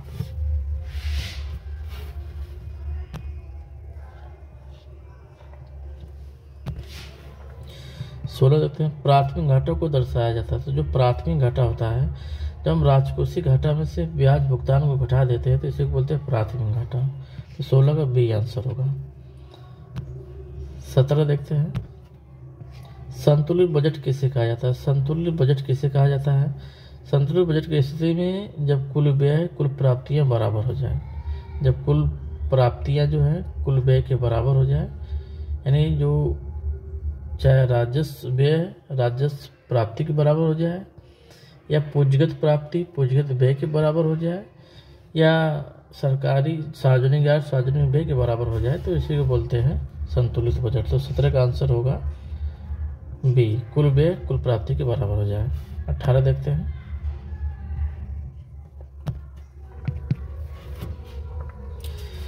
निम्नलिखित में से कौन राजकोषीय नीति का एक उदाहरण है? अर्थव्यवस्था में स्थिरता लाना, ये राजकोषीय नीति का एक उदाहरण है। अर्थव्यवस्था में मंदी का सृजन करना, कोई भी राजकोषीय नीति ये नहीं चाहेगी कि अर्थव्यवस्था में मंदी आए। अर्थव्यवस्था में बेरोजगारी को बढ़ावा देना है, कोई भी नहीं चाहेगा कि बेरोजगारी बढ़े। अर्थव्यवस्था में समृद्धि दर को हतोत्साहित करना, ये भी कथन क्या है? ये भी कथन गलत है। तो 18वां का जो राइट आंसर होगा, 18वें प्रश्न का जो राइट आंसर होगा, अर्थव्यवस्था में स्थिरता लाना, यानी ए। आगे बढ़ते हैं। 19, यदि उपभोग की सीमांत प्रवृत्ति 0.5 है तो कर गुणक का मान क्या होगा? कर गुणक का मान क्या है? कर गुणक बराबर होता है,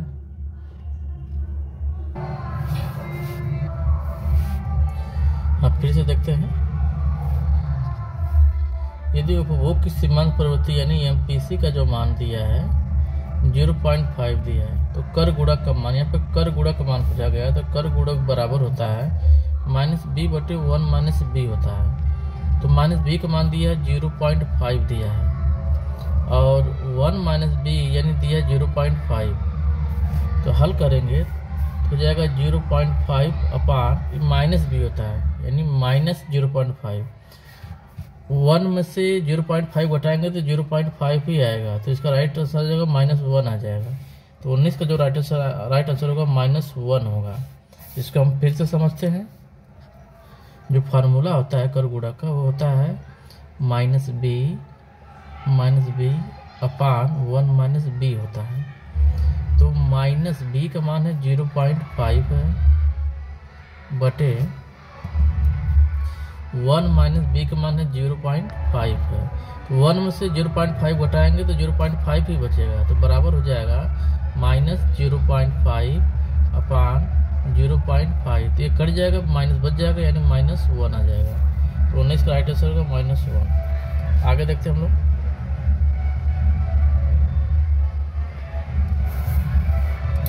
यदि सरकार संतुलित बजट का सृजन करती है तो सरकार के द्वारा अर्थव्यवस्था में 100 करोड़ का व्यय करने से आय में कितनी वृद्धि होगी? क्योंकि हम संतुलित बजट, सरकार संतुलित बजट की नीति अपना रही है, तो ऐसी स्थिति में जितना व्यय होगा उतनी ही आय होगी।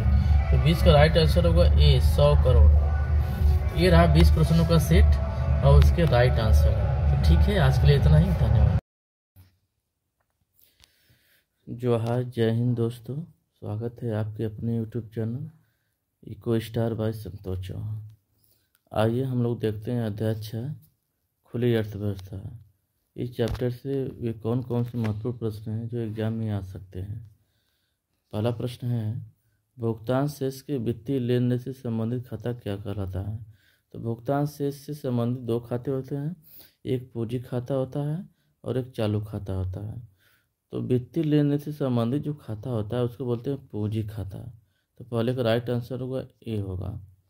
दूसरा, विदेशों से पूंजी निवेश से जो आय है, ये देनदारी है कि लेनदारी है, कि लेनदारी और देनदारी दोनों हो, कि इनमें से कोई नहीं। तो विदेशों से जो पूंजी निवेश आया है उसको बोलते हैं लेनदारी बोलते हैं। तो दूसरे का बी आंसर होगा। आगे देखते हैं। व्यापार शेष किसके बराबर है? तो व्यापार शेष जो होता है ये दृश्य वस्तुओं की निर्यात और दृश्य वस्तुओं की आयात का अंतर होता है। अदृश्य नहीं होता है, पहले निर्यात होता है तो उसके बाद आयात होता है। तो तीसरे का ए आंसर होगा, दृश्य वस्तुओं की निर्यात माने दृश्य वस्तुओं की आयात। चौथा, भुगतान शेष के घटक हैं। तो भुगतान शेष के जो घटक हैं, चालू खाते पर भुगतान संतुलन, पूंजी खाते पर भुगतान संतुलन, ये भी सही है। राइट आंसर होगा ए और बी दोनों। चौथे का सी आंसर होगा। आगे देखते हैं।